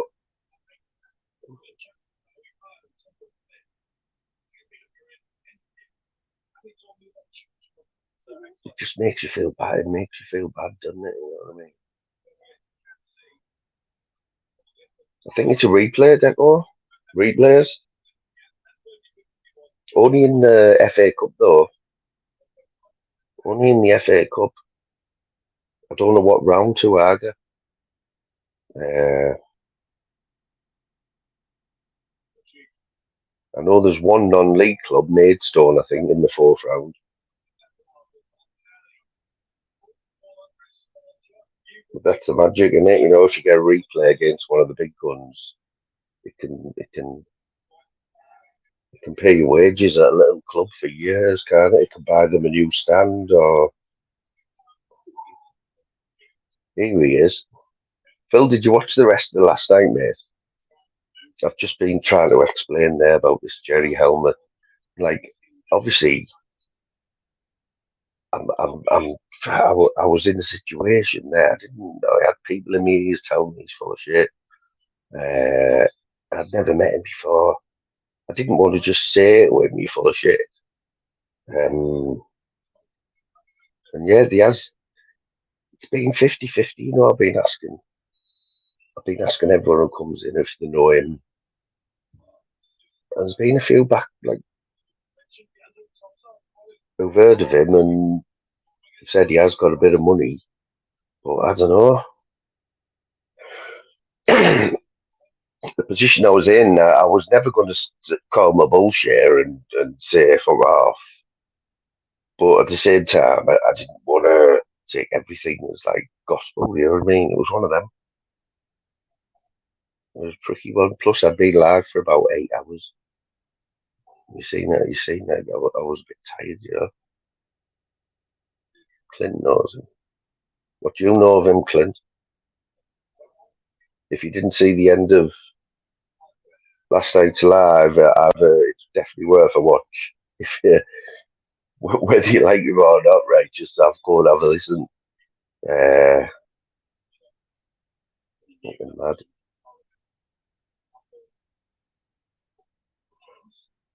I'll be honest, it was a good chat. We had a good chat, but I was glad when he said he was going. That's the one, Clint. Has he? You know what? I was just dying for someone to jump on with us. I just wanted someone else to come on and give his hand. But he's all left me to it, man. Batties.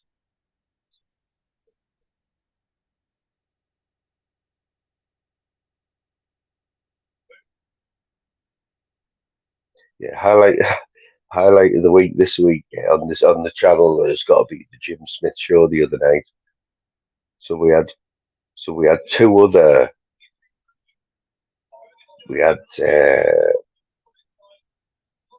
we had 2 hours of Jim Smith show. First time being on here, and I sort of got the feeling he'd had a few too many Bacardis, yeah. And he ran Norris off after 5 minutes. Norris couldn't get a word in. Norris hadn't been on for ages. But yeah, it was funny, man. Some of the things he was coming out with. But you know what, Phil? Did you see him later on Tunes straight after mine? I turned Tunes on, and there he is coming up with the same banter what he'd just been telling us earlier. And he kept calling me monks. So he must have been thinking he was on monks.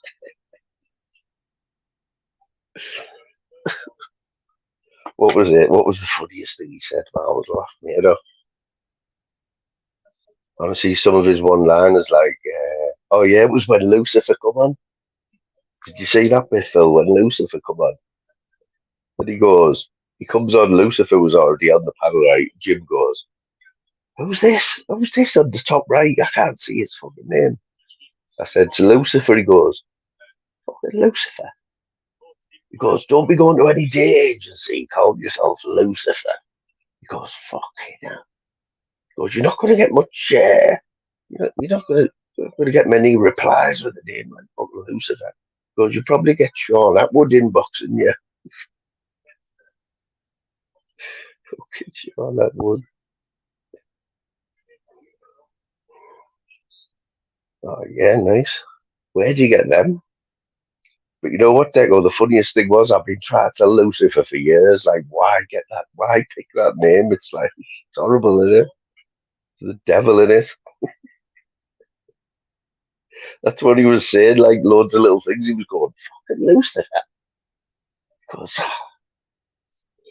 I said to him, "Here," I said, "Jim, don't tell him to put his fucking camera on there."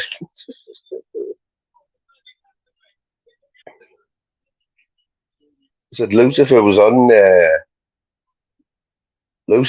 Plenty of Fish for about 2 years, and he didn't get one reply in 2 years. And I said to him, "Have you tried taking a picture off?"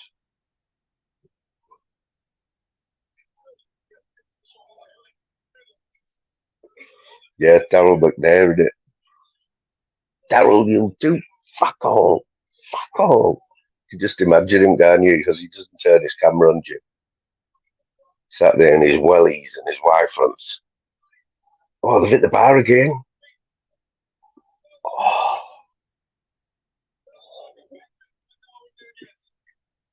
I've been calling him Fatty this morning, Phil. He jumped on Tim Smith's. I said, "How fatty?" He calls me Dan, God knows why. He always has. He's a good sport with it, like, good sport. I have always spoke to Lucifer, but not for ages, right? But he was one of the weird things that happened this week. Well, have we got a goal? Goal? How far behind am I? Pissing me off, this bloody delay.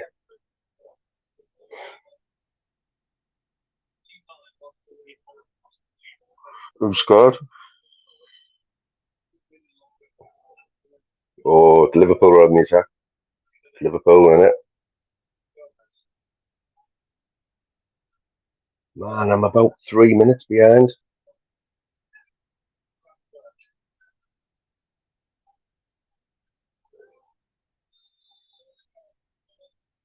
If it comes from this free kick here, that wasn't even a free kick, that was a dive. Is it coming from this free kick?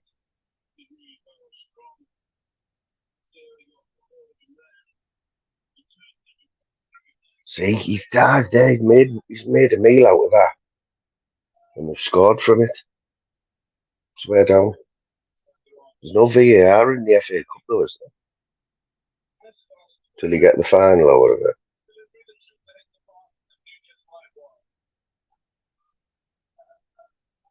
VAR's got to be getting tweaked, like, needs tweaking this season. The offside thing is ridiculous. This where you like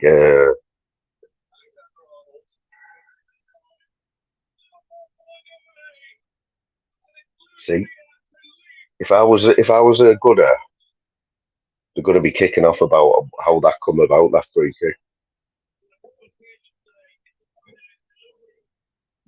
100%. Mate, we got robbed, you know. If you look at the goal, yeah, two double deflection and the keeper's fingertips and the post. How a ball even got through that gap, I don't know, from a double deflection. But we've got another chance, man, Tuesday night.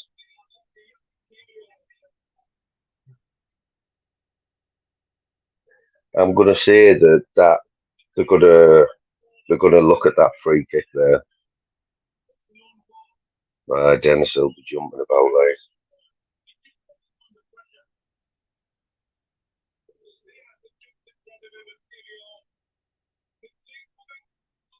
It's a terrible old goal there.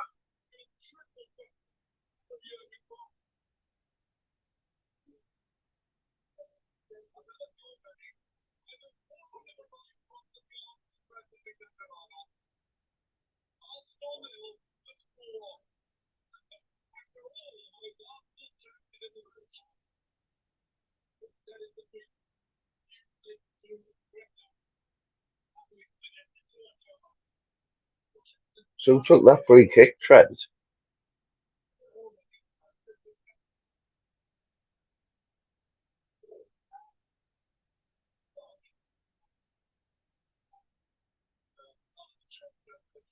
Couldn't write it though, could you? Arsenal 13 shots in the first half.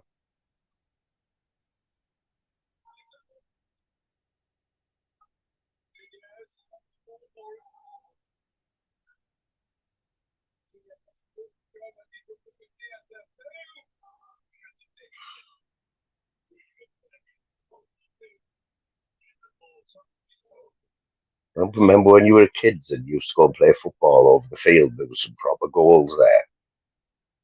And you were in goal and someone just kick it, used to just go miles and you were like, oh, I'm fucking getting that, man.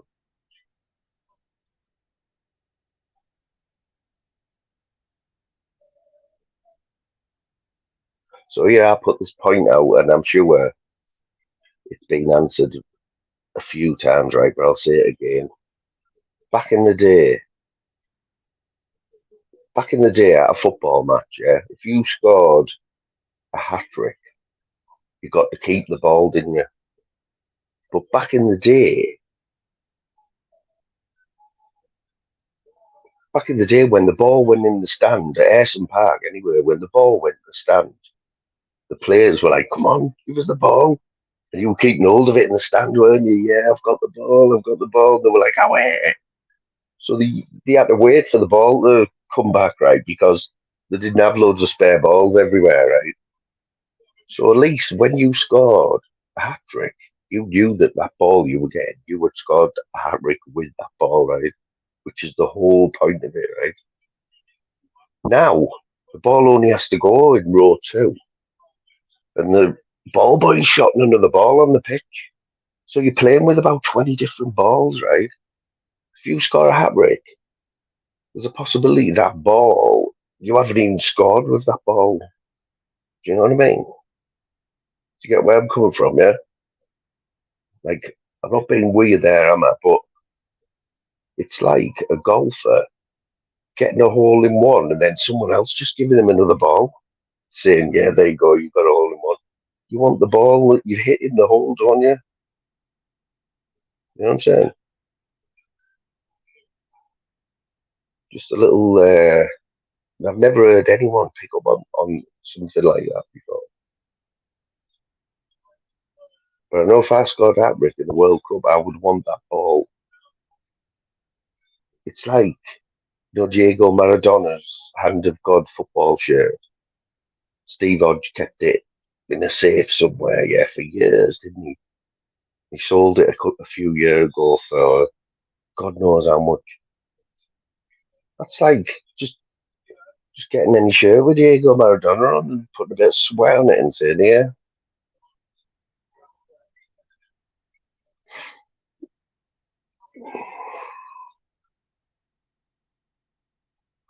right though, isn't it? The ball boys, they've all got balls now. The ball goes into row 2, and there's another ball on the pitch straight away.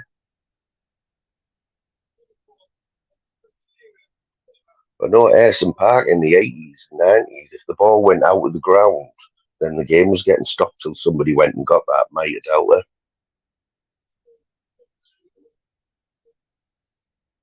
Or anyone who missed the real Danny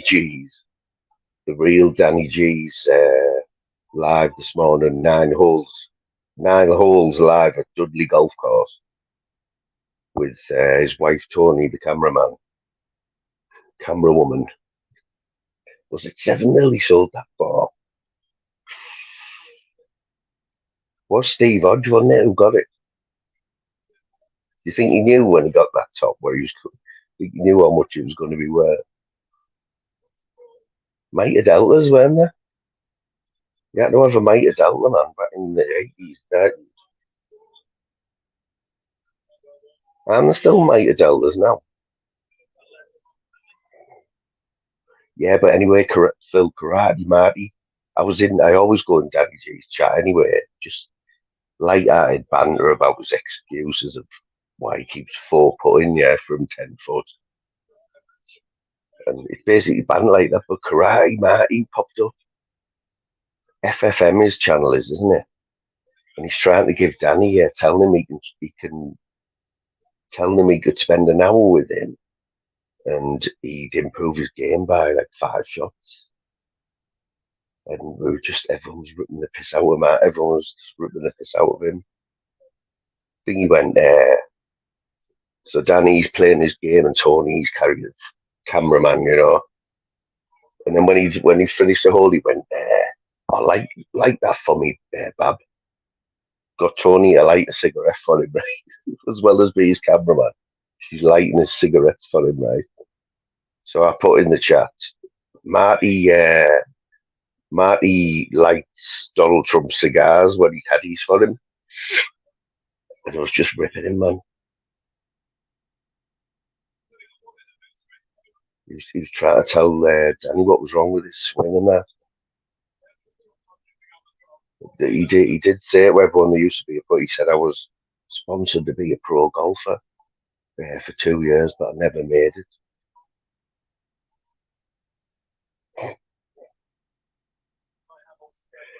But he takes it all, Marty. Like, he was like, oh, why all the hate? I don't even know you and you're hating on me. But we know you, mate.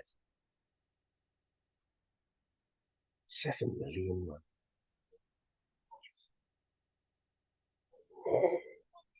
I still say to this day, right, I've said this before, yeah.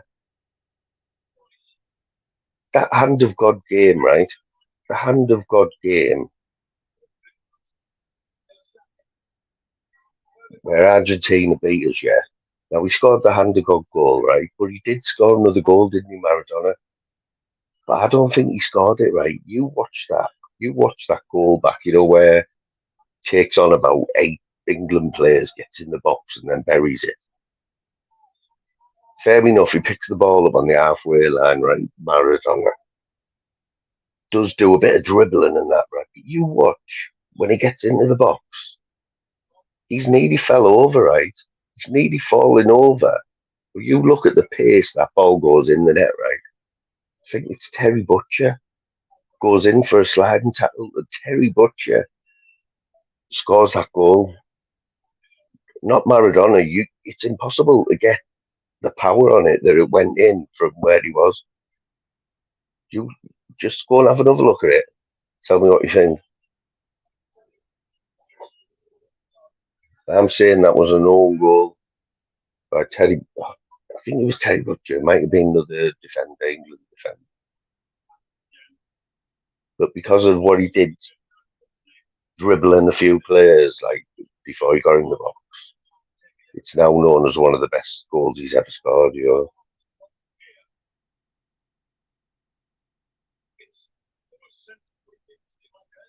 But Steve Hodge, fair play to him for keeping hold of that top, because Steve Hodge can't be worth that much before that, can he? He wasn't like, he played football when you needed another job after your football career was over. You needed to still make money.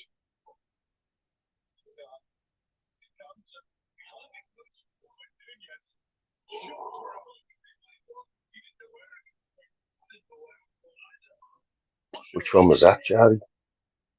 Yeah, fair enough. He was. Isn't it mad though how some of the world's best players, or who we class as the best players, are all midgets. They're all midgets. Maradona, Juninho,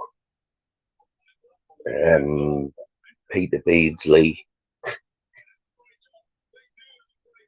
what you call him, Franco Zola, Messi, all midgets.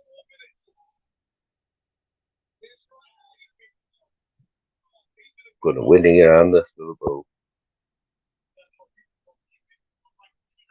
Little trot on there. Bet you're sweating like hell, aren't you? Bet you're sweating buckets there, mate. Sweating all that Bacardi out here.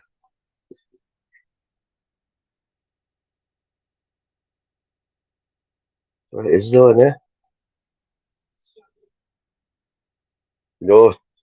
These tall players, there's only one tall player who, and believe it or not, right, Peter Crouch, yeah? Peter Crouch has got to be one of the tallest footballers ever in England now. Peter Crouch's record for England, right, is better than anyone's, I'm sure. His goals to games ratio, I think he scored every time he played for England.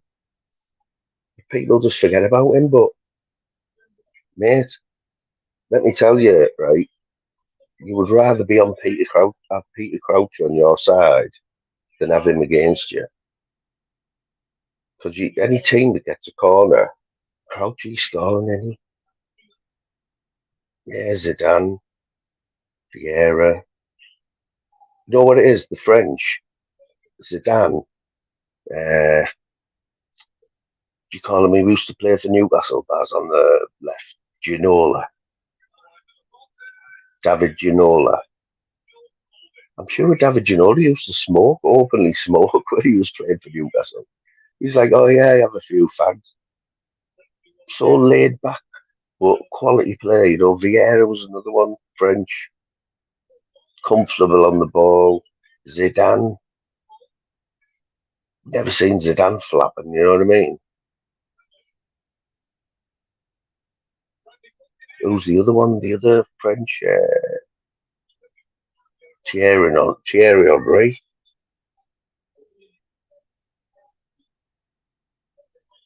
Especially Newcastle, Baz. Newcastle. Oh, is it two?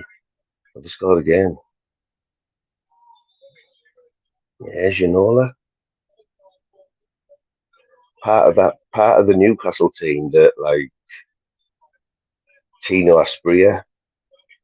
I think we mentioned it yesterday, didn't we? In fact, that year when we signed Juninho, yeah. Do you know that season? Lauren Robert, another one. That season,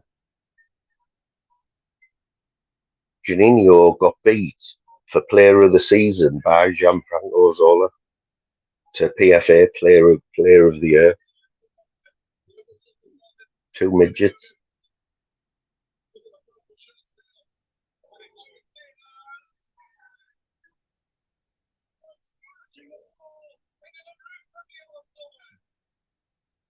You know what? That's Arsenal have lost the last 3 games or 4 games. They've won once in 6 games now.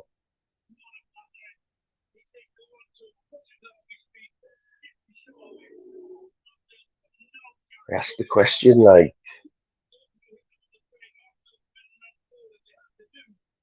when do they start looking at the manager and thinking his job's not safe? Man United, Man United, that manager is only over 2 games away from getting sacked. I think it's the same with the Arsenal manager now.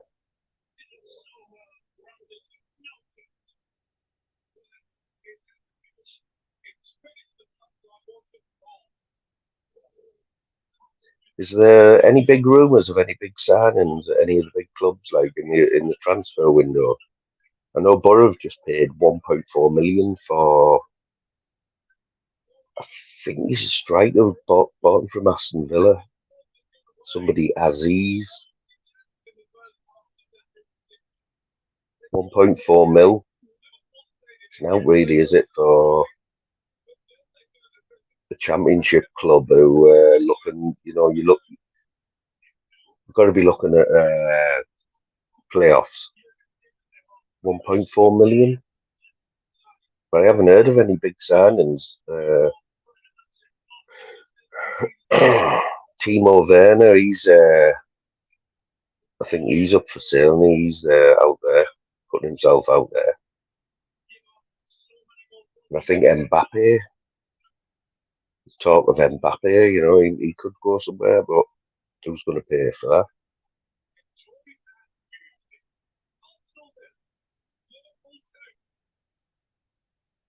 You take the piss fact, because you know for a fact that I went to Wembley and I missed that goal because I went to the toilet. I hadn't even got my seat.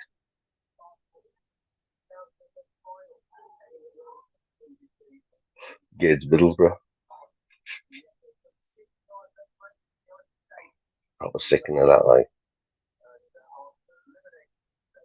They're all like this, manners. They're all like this. Honestly, anyone who's a member, right, like Bazza, anyone in green who's a member has had the money's worth this week, like.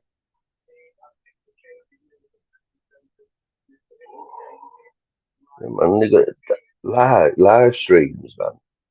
Like last night, perfect example. You don't know what's going to happen, who's going to jump on. And that's the beauty of it. Was it? I told Tim. I put Sky Sports on before the game, and I seen the video printer thing, and I seen Bamford. I was like, oh, Bamford scored. He didn't score many goals now, does he? Injury. We signed him, when he just won the Championship Player of the Season. And we signed when we got in the Premiership last, and he was hot property, and we got him. And he's never really got out of first gear, like.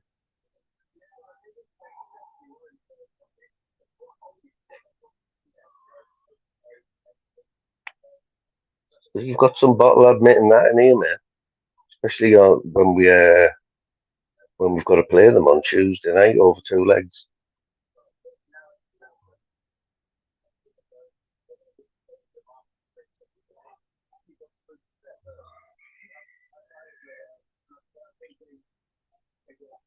I'm going to mention the name, right? He wasn't underrated, right? Any Man United fans will know he wasn't underrated, but I think he had one of the best records as a striker for Man United. Ruud van Nistelrooy. How good was Ruud van Nistelrooy, though? Yeah, didn't Batistuta play for Man United? Gabriel Batistuta.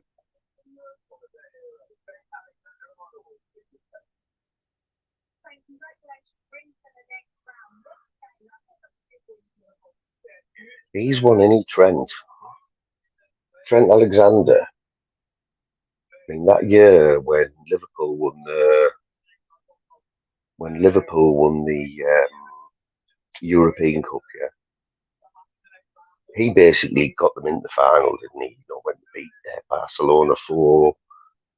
They needed to beat Barcelona 4-0 or something, didn't they? Yes, Lucifer.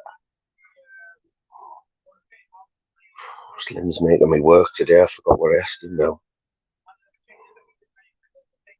Unless he's talking to Ray about Paborski.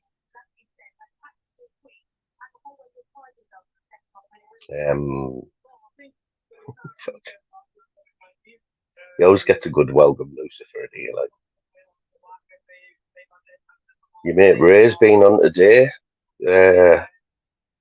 Lucifer's bringing bare people to the chat, man. He's bringing legends to the chat, you know. Sean Gregg's popping in. Harlan.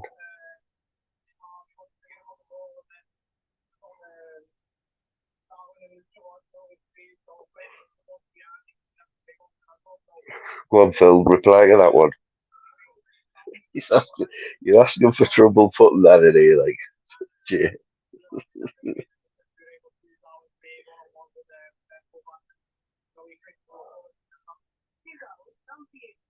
Yeah, so what you saying about Ruud van Nistelrooy then?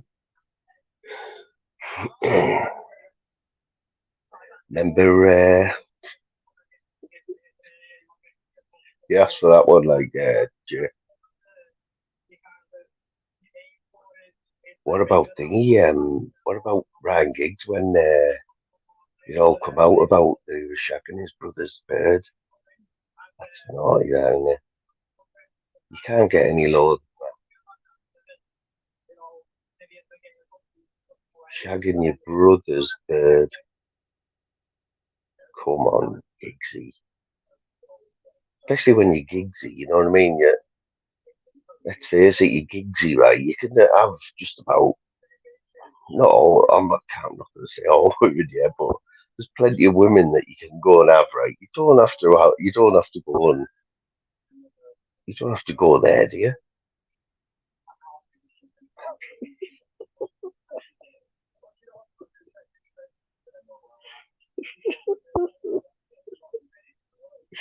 You just bypass it, don't you? Like, all right, look as much as you want, Giggsy. Put it in the bank. Do whatever you want, mate. But don't do it. God's sake. There's Jamie here. Anyone who can tell me who Jamie's 888 is can have a free year's membership. Oh, mate. Was it for that long as well? Oh, Jesus Christ. That is next level, that is next level deceivement, isn't it? You're not going to forgive your brother for that, like, are you? True.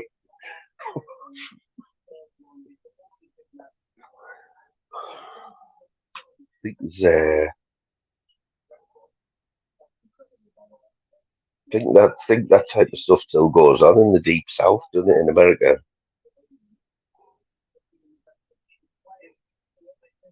Later, muchas later, Lucifer. Change your name, brother. Jim Smith will be buzzing if you might get more replies as well on Plenty of Fish.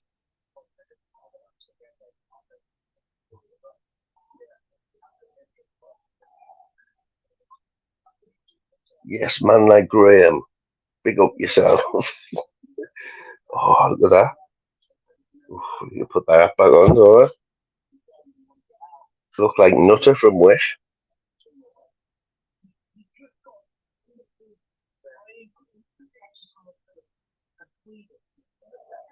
People are coming in here to do my nutting, but it's quite funny, like.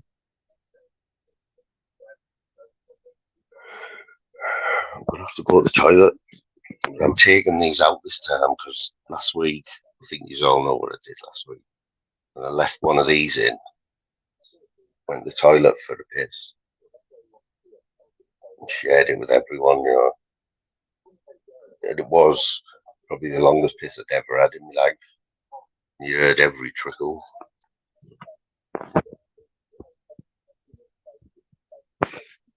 Another look. Gotta go. Jason Statham.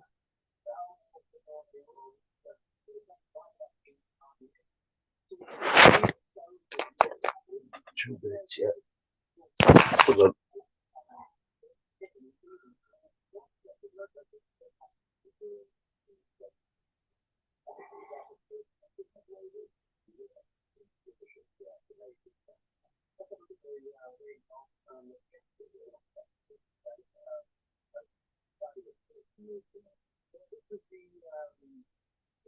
Right, you've got to get 3.5 minutes. That should be enough time to hear one of the highlights of the week and my mate Zeus, his take on it.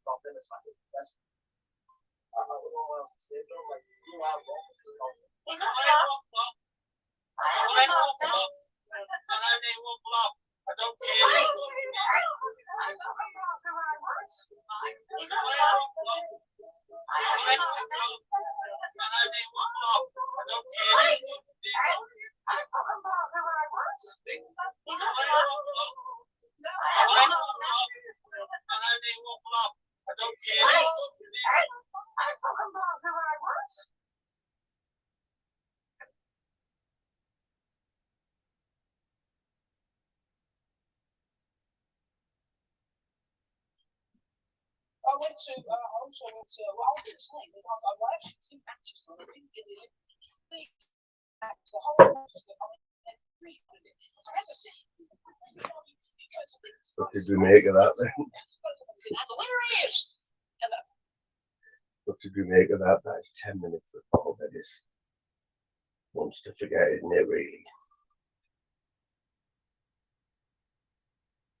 I was getting a rare pint of ice. Yes, Kurt, big up yourself.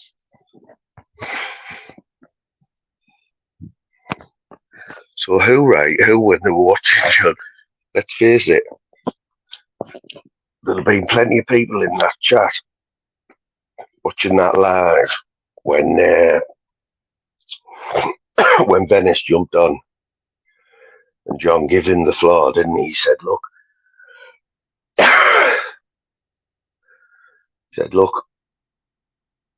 the floor's yours. Say what you got to say." So Venice went on a bit of a rant, didn't he? For I think it was about 8 minutes, and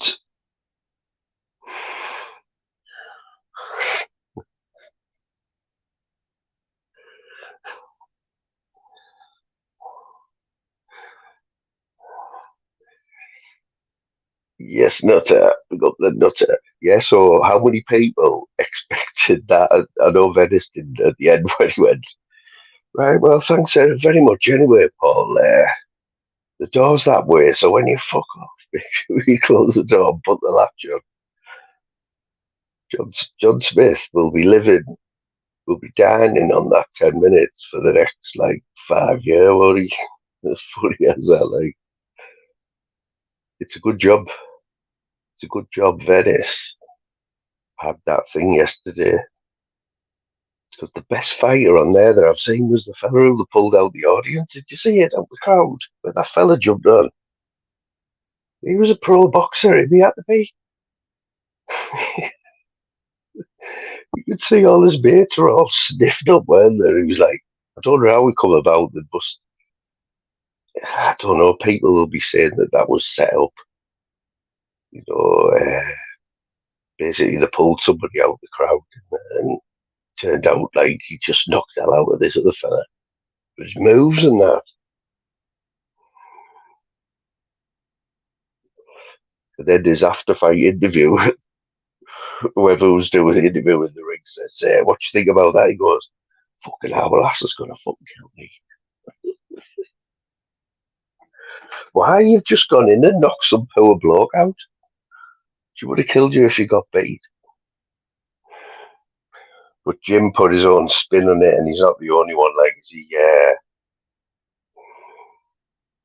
I think Paul's turned his YouTube off for a few days there. Like, but did anyone see? Did anyone see? I don't know whether. Look at Bobby Kay's hammering it, any Bobby Kay's Northern King's on that one, like Northern King, mate, because he follows Bobby Kay, you know. Bobby Kay's been on YouTube more than me this week. But we're only going to mention him for a second, right? Shadow Nuns, yeah. The Shadow Nuns. I mean, he put up some figures off. There's a site, isn't there, where you can see how much people are making on YouTube, the views, and I forgot what it's called. But he put some figures up today about him and Daddy Christie. And his estimated earnings, Shadowboxer's estimated earnings, up to something like 1.5, like 1.5 bags a month, based on his views and shit.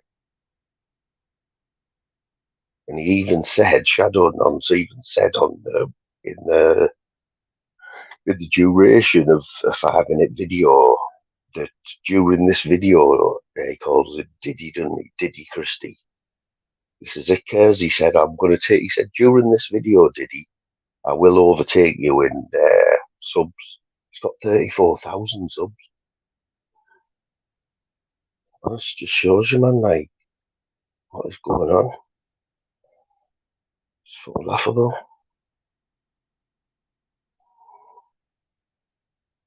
It had to be somewhere there, didn't it? That had to be set up, that, like, didn't it? Exactly. On the back of, he's only had one fight. And that was like, apparently that was set up, you know, that bloke is a punch bag who he fought. It's absolute pudding. I heard his last fight, he got knocked out by Lucifer.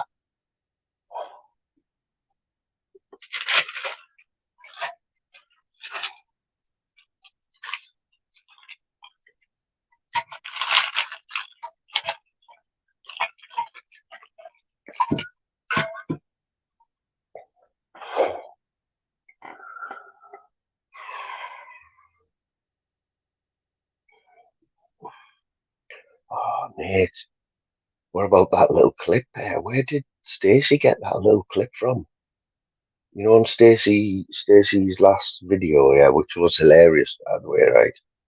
Apart from that little clip where Danny was, he had his high vis on, I don't know when it was from, but that's the first time anyone on this side has seen that.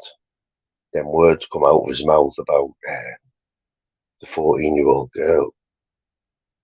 Fucking hell, you know what I mean? Who was keeping hold of that? Or has it just been said? I don't know. But Monk picked up on it. Monk put me onto it anyway, put a post up. And I had a look, and he said, watch Stacey's video. And I watched it. I was laughing because I thought he said, watch it, because it's funny. But obviously he meant because of the Danny Christie bit. Mate, I still think that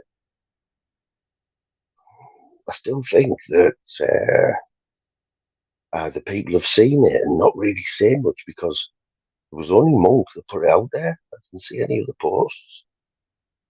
But that just that little 5-second comment like that should have needed to be highlights. That's it, Phil. But my question was, I think I left it on a comment on the Monk's video, on Monk's post. My comment was, how old is that clip? And who's had hold of that clip for that long? I'm not saying Stacey's had hold of it and not said anything. Somebody's probably sent it to Stacey, because I can't imagine Danny Christie coming out with that any time recently. You know what I mean? He's probably thinking, he probably forgot he said it, because why the hell would you say that?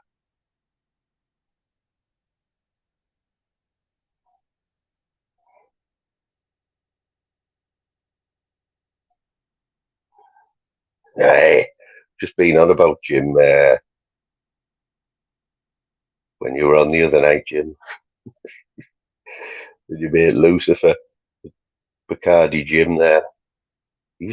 I thought he was wrecked when he was on here, right? And then he done another 2 hours on tunes. He's like Lee Evans. You can imagine him sweating like hell, can't he? That's why he doesn't put his camera on, because he sweats like Lee Evans. Later's Dennis. Big up that Dennis could win for Liverpool today. That's Dennis happy. Happy dabby.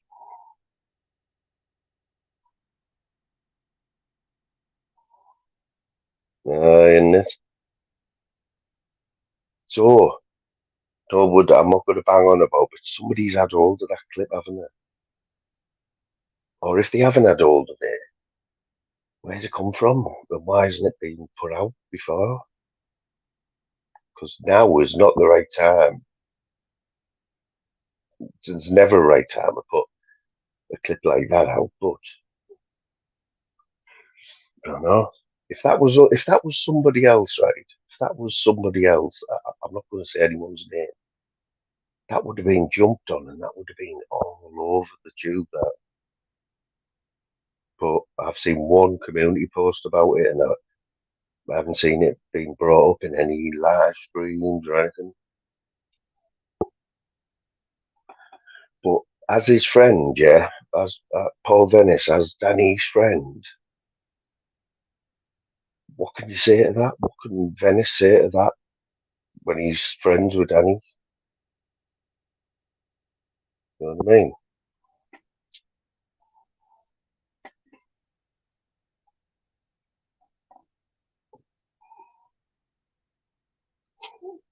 Must be about home now. Like.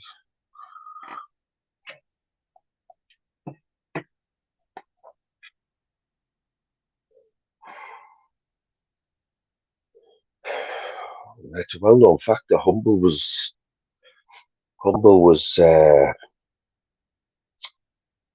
looking after his kids and that one day when he was inside and that. I've seen little clips of that where I don't want to bang on about it, but yeah, you're probably right there, Phil. Probably right there, mate. And I am going to wrap this up in 10 minutes because I've just seen their monks on at 7 o'clock, and you know, me and Monk, we're of the same ilk, yeah. We've got the same people floating about in the chats, but we're different. You know what I mean? We've got we do different lives, different vibe, but we all got the same people. We're all floating about, and I just don't see. I'm like, I've done a few hours anyway. But I do. I'll go. Everyone go over and watch Monk. If you like this channel, you'll probably like Monks. Probably like it better. And since it's got funny people in the channel.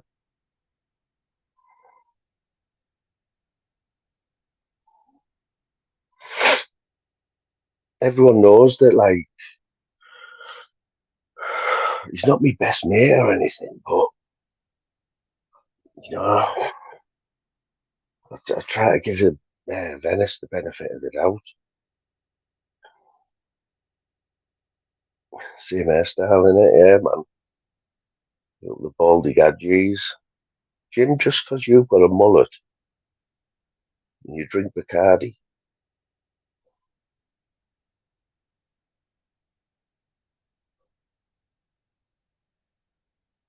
there's been some mad shit going on, and I watched a bit of tunes early on. Like, you never fails to deliver tunes. Like, I seen, uh, I seen how many times has Monk banished Mermaid off his chat? That fucking mermaid, fucking no good, fucking back to front, fucking Robin. The next day, man, she's on his panel for about an hour. We were talking about Tunes' digestive system when I was listening in earlier on from last night. Talking about Tunes' gastric problems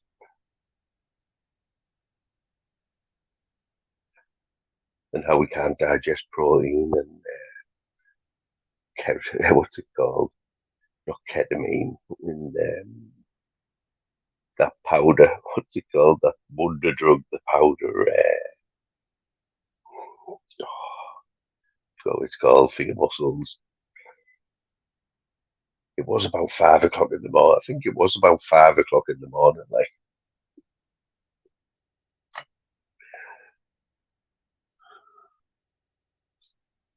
Jules will be getting his doctor's papers out next. Not like, won't he?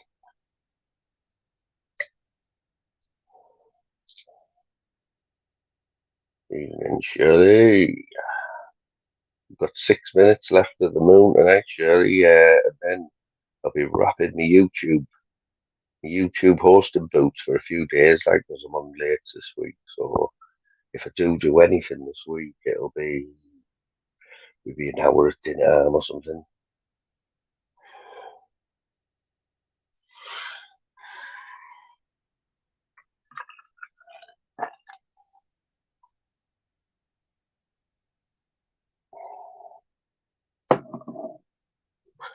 I'll just be flitting about for the next few hours.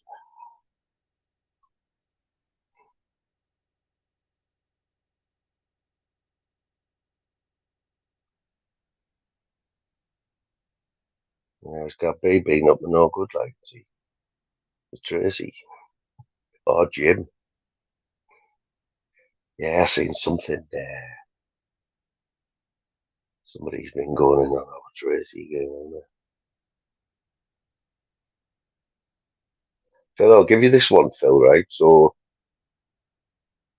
right at the end of last night when Jerry was on, yeah, and he's telling me how much money he's got and all that, and I said to him, well, if you've got that much money, Jerry, then, and you like this channel, then you'll become a member, won't you? It's only $1.99 a month. And he went, yeah, all right, yeah. So, yeah, I don't think he's a member. Like, that's the way he comes in. They're rich for a reason, and they're always tight ass.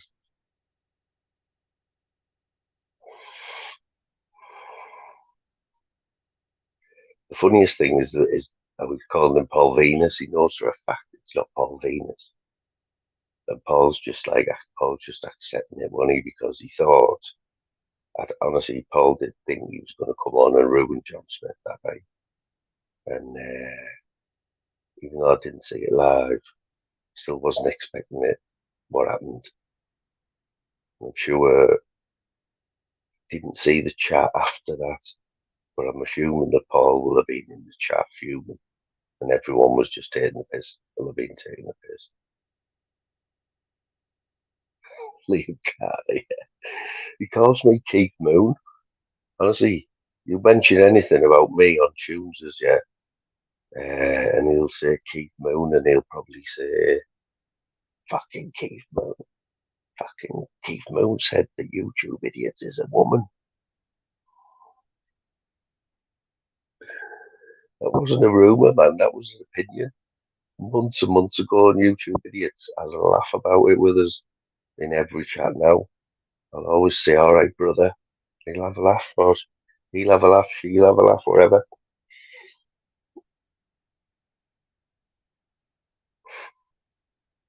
But when you see him, if anyone's in his chat or goes on, just say I called him a minge.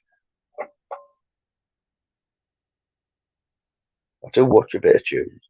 I'm not going to lie. The other day I said I had an hour spare. Yeah, I had an hour. I was in a good mood. And I was just in a good mood, you know. And then tunes had just gone live, and he was saying, you know what he's like, don't you? Come on. He's been live for a minute, and he's like, come on. Who's gonna jump on and talk to Tunesy? I thought, right, I'm gonna go on and talk about your PTSD from when you were in the army, and just wind him up. But just at that, someone else jumped on, and I thought, nah, I wanted Tunesy to myself, like for a bit, and see what Shirley thinks of our Liam.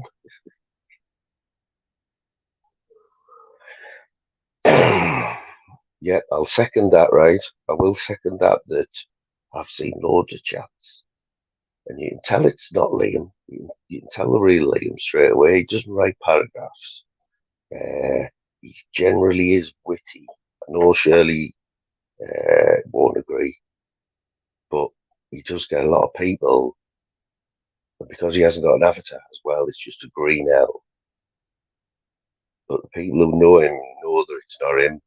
I'm sure the fake one's only got a few subs.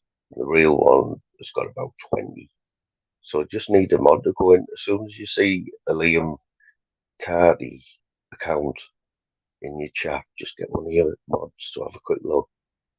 If they've got 20 odd subs, you know it's Liam. But Liam's used to being timed out. It's him and Facts goal when they come on YouTube just to see how quick they get timed out. Like you won't see Facts won't be pinging many chats like, but he has settled down a little bit lately, I'll be honest.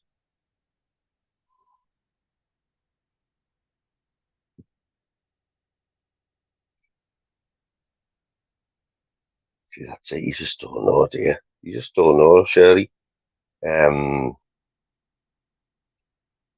Just don't know, mate. And you know, like I've spoken to you and Tim quite a bit this week, and we know we're all not going to get on with everyone. I mean, you know what I mean?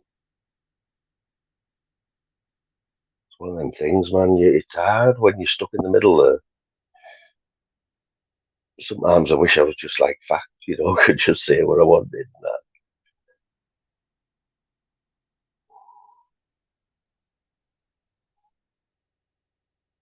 Well, is that what it is? But just jump on it as soon as he comes, especially if he's saying, because he has got people who he always has to go at. But I think Shirley, I think you and Tim, you know what? I don't think that you're high up on Liam's list. You know what I mean? He usually goes in on, the, really bad people. Like,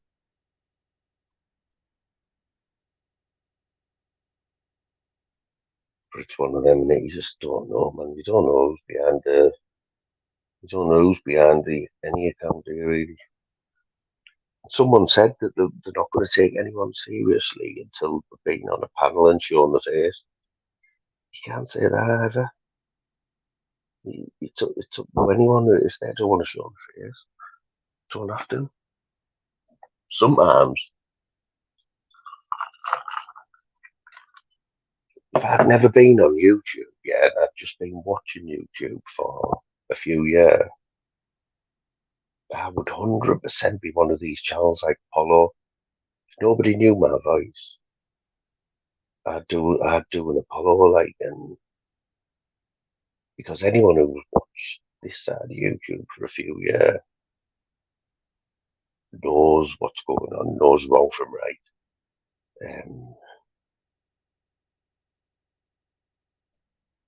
And you know, and just to have you say, you know what I mean?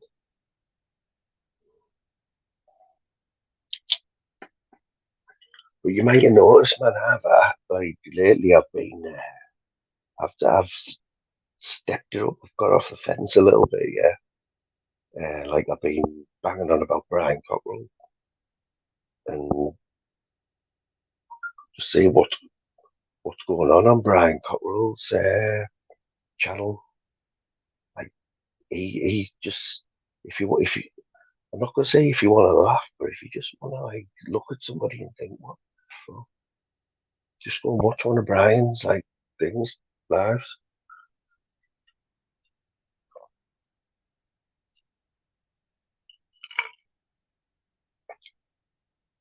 Even the one last night, he's spending an hour just talking about the same bloke and what he's done to him over the last 3 years.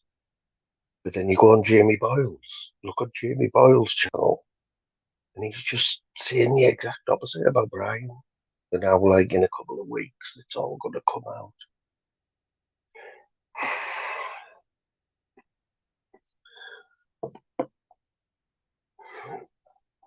But the thing is, Brian's milked it that much now, right? I mean, it was only a few months ago Brian wanted to get away from all the Lee Duffy stuff. Now he wanted to get away from that. He wanted to start being positive about God and all that. And he still says that in all his posts. But then he comes to his lives and he just talks about Jamie Boy. And the other day, I've seen that like it, and he was describing in detail, in crude detail about how his wife Emma was like sexually assaulted by a few blokes, and like you just don't do that.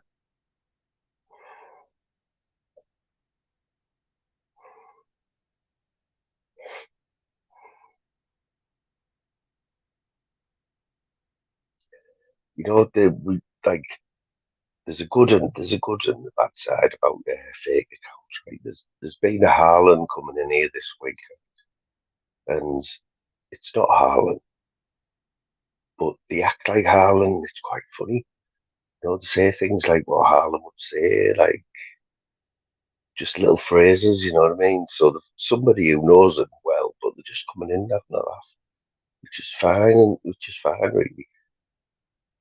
I think every channel should have like a fake who's quite good and funny, you know what I mean?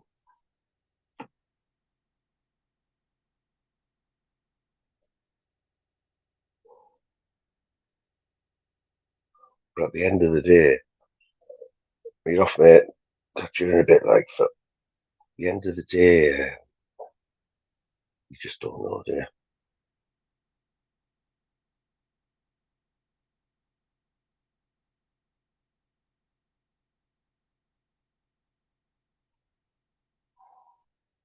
It's, it's things like this, see, this is what puts people in positions because you mod for somebody and you don't get on with them and you can keep going. You can keep going, say, "Oh, I seen you in this chat," and you don't talk to him. It's hard, you know, it's hard to like try and keep everyone happy. But all I will say is, you know, if somebody does say something, just don't take that as gospel. You know what I mean? You know, somebody who you've been friends with for years, you don't just like say something off the cuff and not really mean it, or it's took in the wrong way, and you don't forget about your friendship just because of that. It's probably another reason behind it, you know.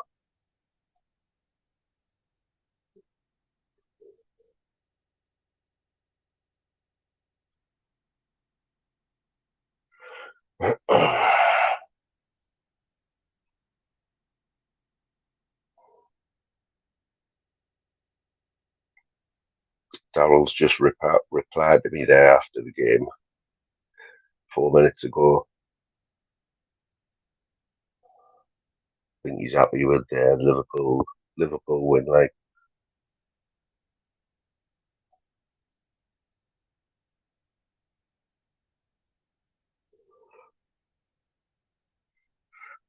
Jim's alright because Jim can just blame it on Bacardi, can't he? Say, fucking Bacardi, fucking do nothing, fucking nothing. Just imagine him shaking his head when he's saying it, and he do nothing.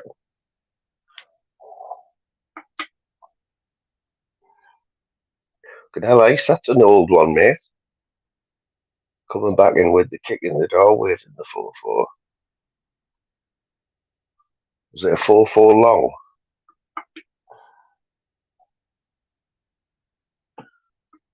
Right.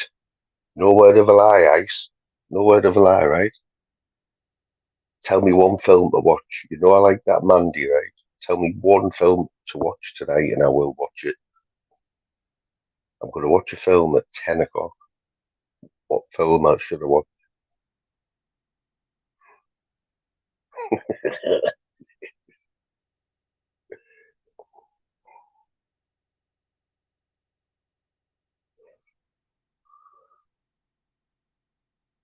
You'd always want to,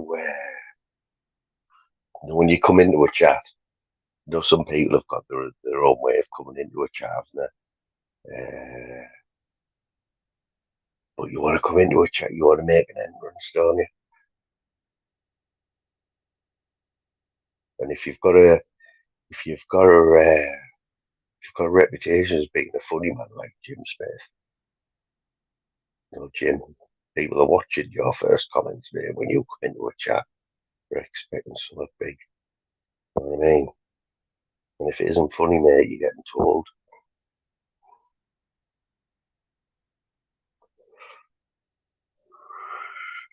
Jim, can you remember talking to Lucifer the other day? You know, Lucifer was you were at the bottom, and you were going, who's fucking that up the top? I can't read. And we said it was Lucifer. It's fucking funny as fuck, man. But still, the best comment of the year was Jay-Z's kid. Jay-Z's kid doing noughts and crosses on Christmas Day in the other room because Jay-Z had nicked the iPad off him. Whenever I'm down there, I just think of that, mate.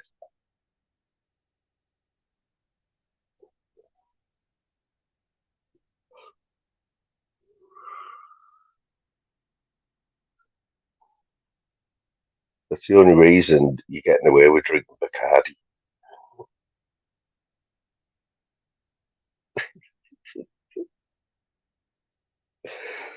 There's a few people who disagree with you there, mate, on certain channels. Jim's the devil. Jim is the Scottish devil.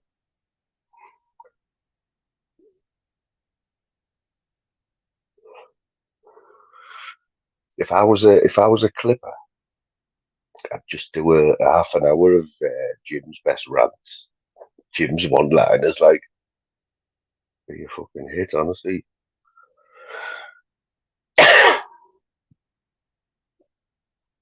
Is this the film? Is this your film? The Bricklayer. What are we talking like? What Araneka as a pharmacy? You know which ones I like though? I like the if you got I tell you what I'm into. B movies, like just in between an A and a B. The B movies, they're a bit the acting's a bit shit, but do you know what I mean, don't you? I like the B movie scene, but not right down at the bottom of the B movie. It's like a good B movie. The acting doesn't have to be brilliant, but you always get a bit of gore and that in it, don't you? 1883.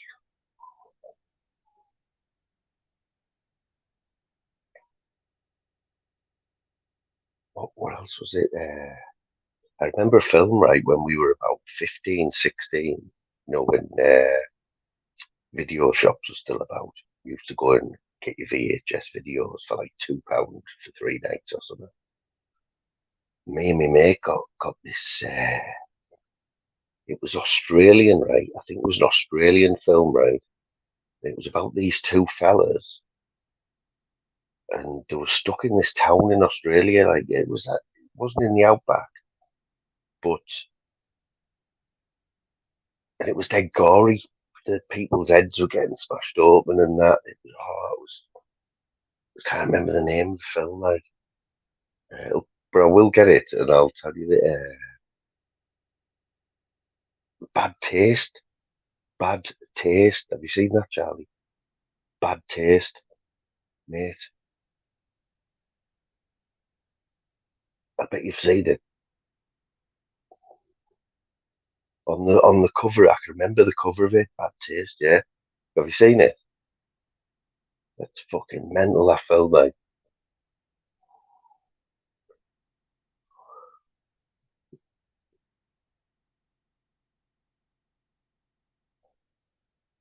You know what? What about Confessions of a Window Cleaner or Confessions of a Taxi Driver? They were always good, weren't they, for a big hairy crowd.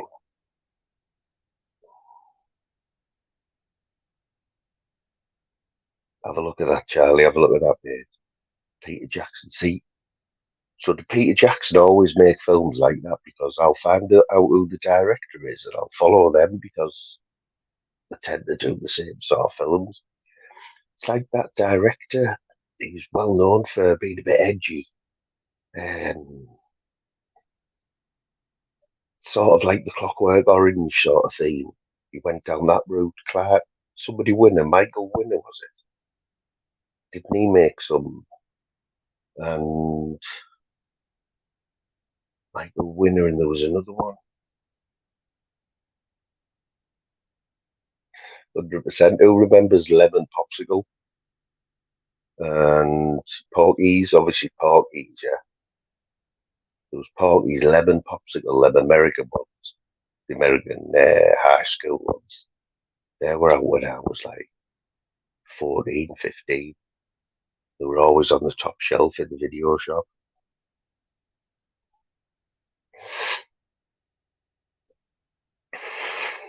Exactly, mate. Manuel. It was a classic, that Manuel. Like,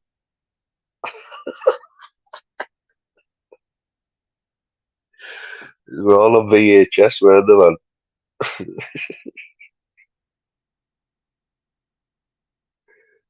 Brilliant, that, like. I'll have a look at that Peter Jackson, though. But Michael Winner, he always made edgy films. There was another one there. It'll come to us like, Jim, what you doing tonight, mate? Are you panel hopping or are you going to do a live, mate?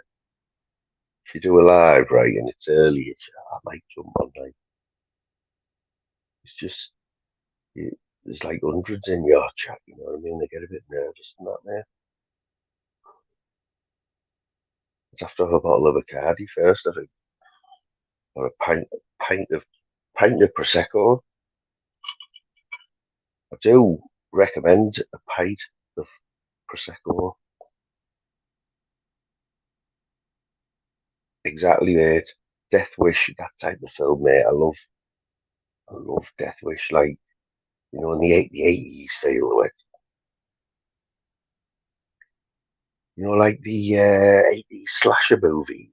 I like them as well. There's got to be loads more of them that I haven't seen.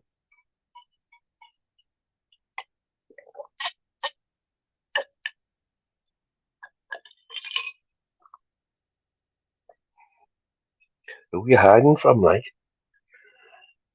You're in the right place to hide in here, like, mate. There's only 15 of us. No one see you in here. I think I've seen that. There was just a feel, though. There was just a feel, wasn't there, about the 80s films. I don't know what it was, the way they were shot or the lighting and that. You would just wanted to watch it as soon as it come on. You know what I mean?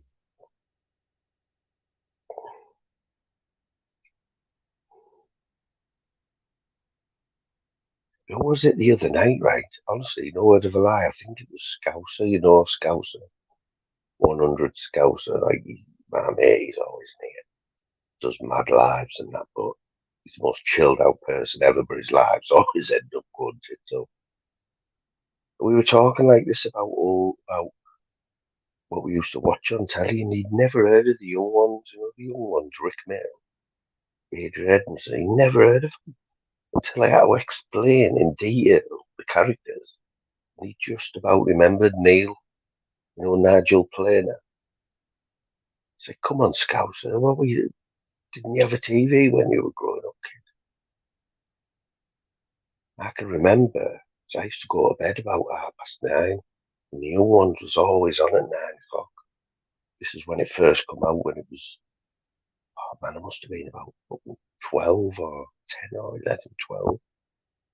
And he used to go to bed, say to me, "Mum, I'll go to bed 9 o'clock. Turn the telly on, man, and watch the young ones."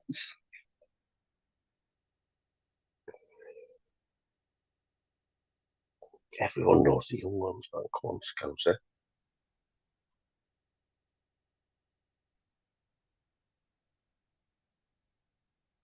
Oh, mate. Uh, Not adulthood. Was it Hood? The Hood one uh, where he was called Keith, wasn't he? But they used to call everyone used to call him K. And he was the original man, and it was set in like London on an estate. And it would just sound like, yeah, some other Hood. Brilliant film, that, man. See, people like that, people are still talking like that now, like he was talking like that. Yeah, man, he was talking like that, wasn't he? Like that roadman stuff. How old's that film? 20-year-old, 25-year-old. He was talking that back then, and people are still talking like that now. The roadmen and that. It's K, fucking K. And that black bloke with the lisp, black bloke with the lisp, who used to come and nick all the crepes. Give it your crepes. Give it them crepes. No, not my crepes, man. Not my crepes. My brand new crepes. She was in it as well. She played his girlfriend, that blonde lass from. She was in Big Brother. Funny as fuck, man. Tyrone, yeah, Tyrone. Who was it? Who's the king? Who's the king? Tyrone the king. Give it them crepes, man. That's it. Oh, the king of the throne. Tyrone, the king of the throne. But they did a second, a follow up, didn't they? Adulthood, was it Adulthood? That was quite funny as well. Like, but I think that kid who made that, I think you said his name there, didn't you? The lad who played K. I think he's gone on to direct a lot of stuff, and he have done a bit of acting as well. I think he's directed a few things. It's like the other night we got on about the Fonz,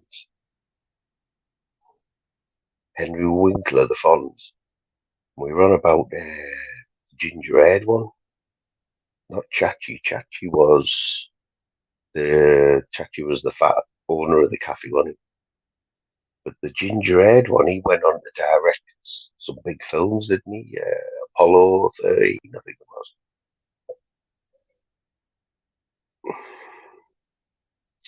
I tell you who's from just up the road, mate. I think he's from up the road. Very, very famous director. He's from Billingham. Oh, that's the one. He's the ginger one, isn't he? Who directed? Oh man, not Oliver Stone, but he's in that type of. He's in that bracket.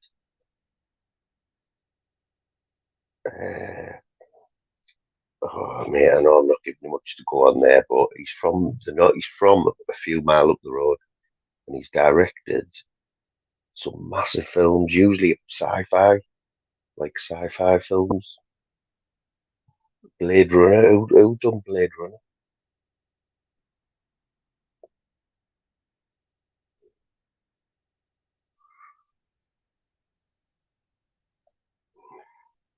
But which one? So what am I watching then tonight? We're watching.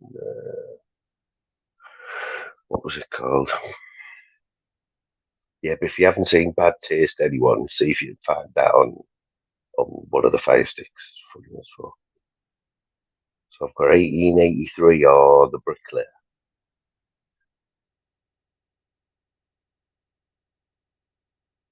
1883 or the Ridley Scott. You know what? I don't know if it's Ridley Scott, right? We find out. I think he might be American, and I will get it for you. I'll get all these answers for you. Like, where was Ridley Scott born? Tony Ridley Scott, South Shields. So not quite a few mile away, but he's from the northeast. South Shields, Ridley Scott. Crazy behaviour. Crazy behaviour. Yeah, see, it's a beautiful thing, isn't it? Beautiful thing between these two. Ridley Scott was born on November the 30th in South Shields, Northumberland, northeast England. Crazy behaviour. What else has he done, Ridley Scott? Ridley Scott movies. Exodus, The Last Duel, The Counselor, House of Gucci, Duelists, Black Rain, Alien, Covenant, Prometheus, Body of Lies, Gladiator. Man, he made Gladiator. He's won Oscars. Fucking hell. Legend, Black Hawk Down, Alien, The Martian, Robin Hood, Blade Runner. I was right. Matchstick Men, Thelma and Louise, Hannibal. Fucking hell. And he's had some big films out with him. It's like, what you call it there? Say hello to my little friends.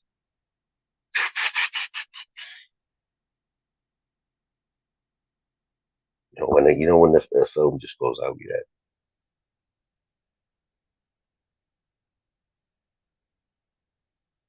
Say hello to my little friends. Is he still making them? Is he? Oh. Francis Ford Coppola. His films. Who was, right? Here, while we've got the film buffing, who was the director whose wife was killed by Charles Manson? You know, Charles Manson's weirdos that broke into his house, didn't murdered his wife. He was a film Hollywood director, wasn't he? went in and proper like cut her to bits. I think she was pregnant as well, man. It was horrible.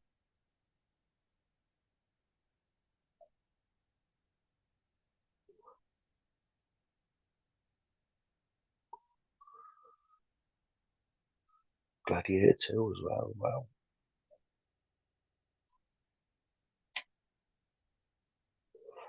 Was it his wife then who the murdered?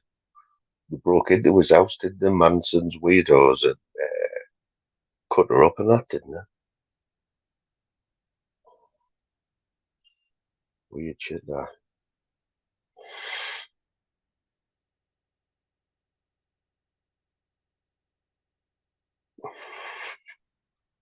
Brian's live now, like, he's just got a dono. He'll be happy now. He's just got a 199 dono, Brian.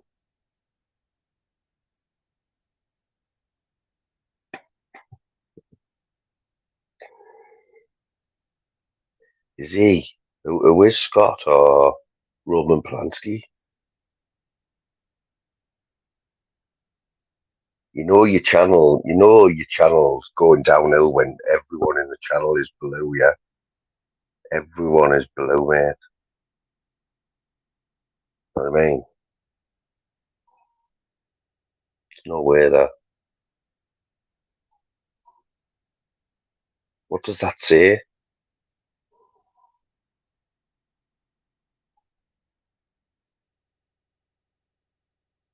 No, I'm all out with them, Jamie, lad. I'm all out, mate. Got on. If you'd know about it if I had THC lips, mate, well, you'll be able to see my eyes for a start. And I'd probably be averaging about 10 words a minute instead of about 50. Polanski. I'm waiting to see, because I haven't been following this Epstein Island thing yet. I'll be honest, I know that he's dead.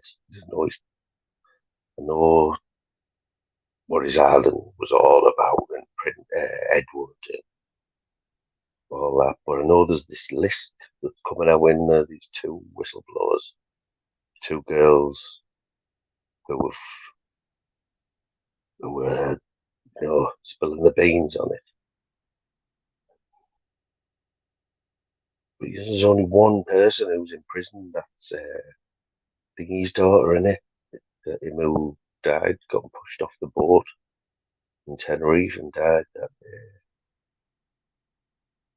Another big fat bloke. She's the only one who was in prison over the whole thing, innit? But this list, I just keep seeing names popping up like Will Smith and all that, and anyone who's been to that island. It's fuck basically. Yeah, but how's it going, Sean, mate? Nice one for popping in. Sean, did you see any of the marathon live yesterday? So it was in 2 parts.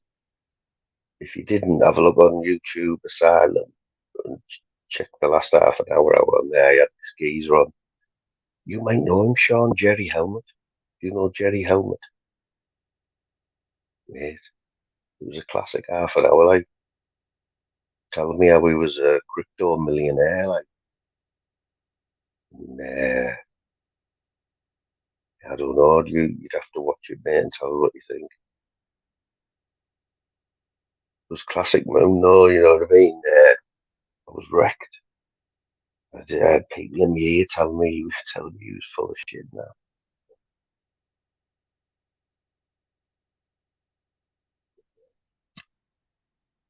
Honestly, when I take them off now, right, I can't read the chat. But these are only 1.5, right? 199 from Home Bargains, right? Don't get me wrong, but for 199, give you to give you your sight back. It's not a bad deal, is it? No wonder the rack was empty today. Home Bargains, yeah, the 2 racks of these. There was only about 3 pairs left. So what happens over Christmas? Everyone goes blind. Yes, Torbs, my mate. Pick up the Torbinator.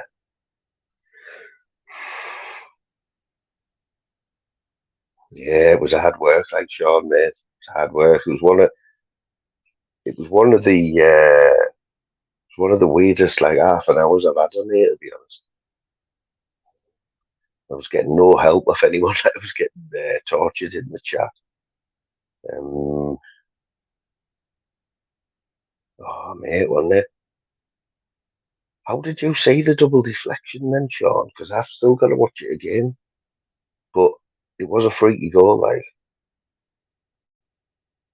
It was a freaky goal because, let's face it, I mean, the keeper and the post, there was, there was just enough room for the ball to go through, you know.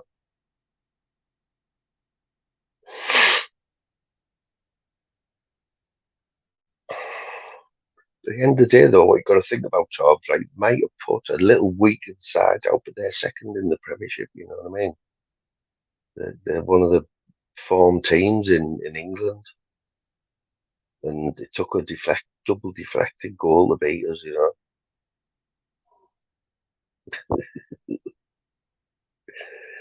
See what you've done, Torbs?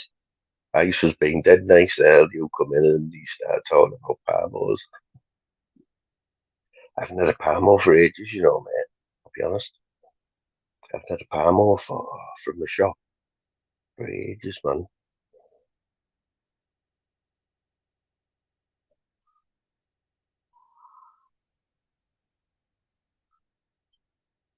So where was the second deflection shot? The first one obviously was off his ass, wasn't it? It was off the black fella's ass, the Borough player's ass.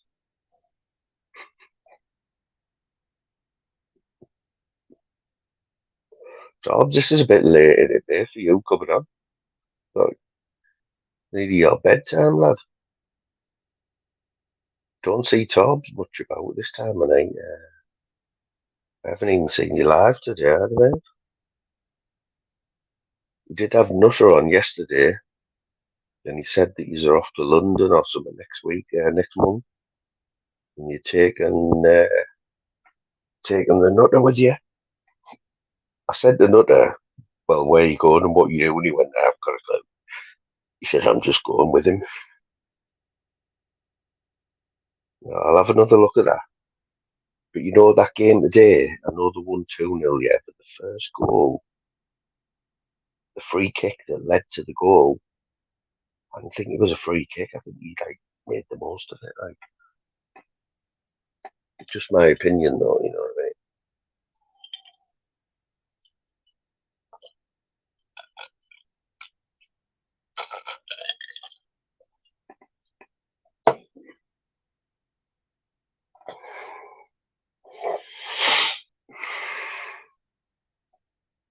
Jobs, you've got a drone as well, haven't you, mate? You should make more use of that drone. You know, I'd love to be able to fly a drone properly because, man, you can get some great content with a drone. Yeah. Oh, you know, mate. Well, I had a boxer called Bella, mate, and you know what? When she was in season, it wasn't that bad. Wasn't she didn't really change, and there wasn't much mess. You know what I mean? Respect, Charlie Kenwright. Big up, mate. Have a good night, and like I say, I'll see you this week. It'll be in an afternoon, if anything. I won't be on a night.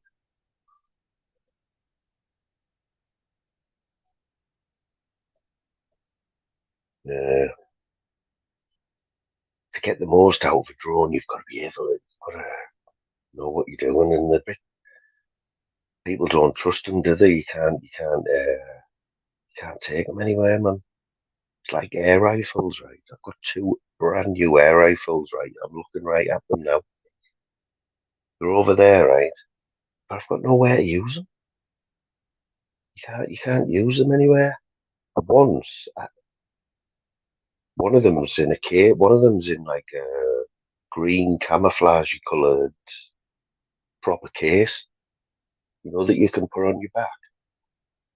One day I thought I'm going to go to the golf club, when it's quiet, go and have a walk around the golf club. Mate, I had that on my back walking down the fairway right at the golf club. And I thought, I just had visions of like police swooping down in helicopters. Like, I felt like Michael Thingy from Hungerford, the Hungerford massacre.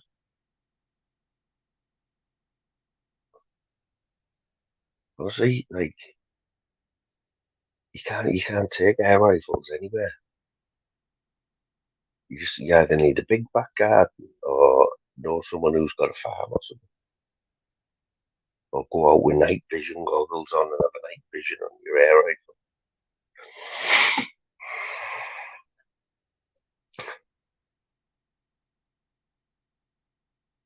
I seen Jamie's 888 pop up in someone else's chat as well the other night. Because I've had a little eye on them. Don't know if you knew the are, Tobbs. Not that I'm that bothered, like I'm not losing sleep over it. Just had the batteries low in the right ear.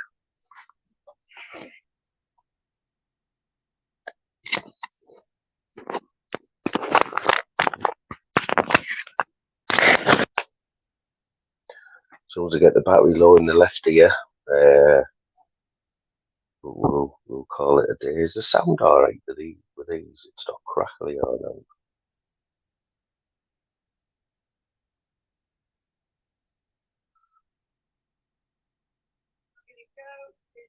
Got a bit of Antiques Roadshow. I like a bit of Antiques Roadshow. I only like the bit where it tells them how much stuff's worth and that.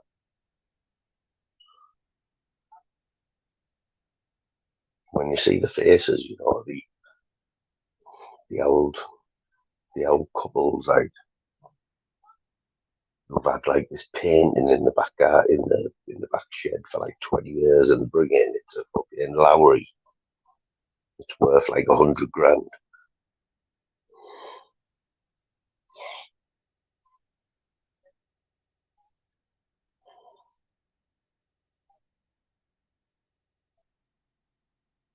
Fabergé, you want the Fabergé, don't you?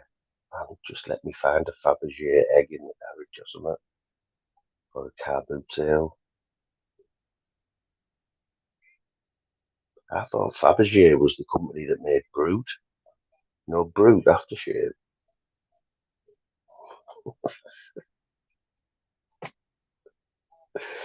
It's class, man.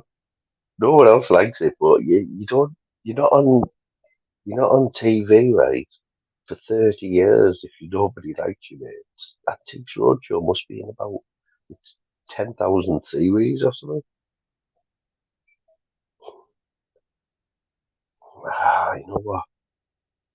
I think we give it a good go, mate. We've got to give it a good go. There's no point. We're not going to do anything flash this season, right? So you've got to put everything into that game, them two games. But at home, we can't get beat. We need to take a goal, hopefully a goal or two, and not let one in. Stand any chance. But they're a bit of a bogey team, and there's history there between Chelsea and Borough. You can guarantee by the looks of it, Aston Villa brought a good few thousand yesterday, and I'm sure Chelsea will get one end of the ground. Chelsea will probably bring about 5,000. Yeah, it's a good time to play them because they are up and down, aren't they? They are up and down there. But hopefully, yeah, sneak a 1-0, 2-0 be over the moon with.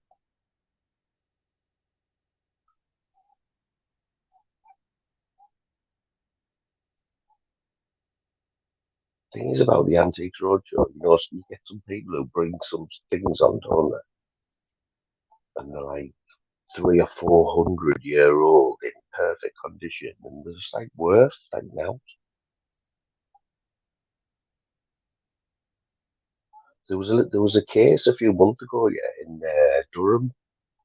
Some bloke had gone out right with a metal and he found a load of these coins, gold coins, and they were that old and that rare, right? Even though he had found them, right? By law, he had to declare it, and he had to tell whoever you tell when you find coins, but he didn't. He put them online and tried to sell them to a collector in America or something. Unbeknown to him, somebody was onto him, and the people who watch over these things, they'd seen it and they were watching him. But anyway, he was going to sell them. He stood to make about a couple of $100,000, I think it was. And anyway, they stopped it before it went through and sold them. He ended up, I think he got prison. I think he got a few years, might have been suspended. Imagine though, you buy yourself a metal detector, you go to an old site, and you find a load of gold, and you have to give it away. But man, just, you know what? Like, it might go in a museum, and you might have a little plaque with your name on, found by so and so with his metal detector, and that's it. That's all you're getting for finding them. It's like a gold groat that Henry VIII's like been in Henry VIII's pocket or something. Yeah, man, you don't tell anyone, man.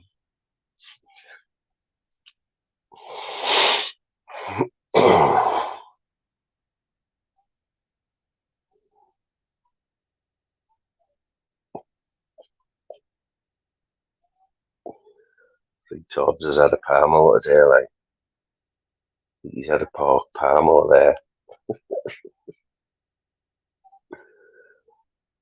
You know what, peeps? I'm going to wrap this up now. Yeah, it's been a good one. Like 3 hours, 20 minutes, and had a good week on YouTube. Not gonna lie, I think I've been on every day. But this week, if I'm on any time, it'll be like dinner time or something. So massive respect, everyone, and I'll see you about. I'm going to float about for a little bit, probably going monks. So I'll see you in chats. Till then,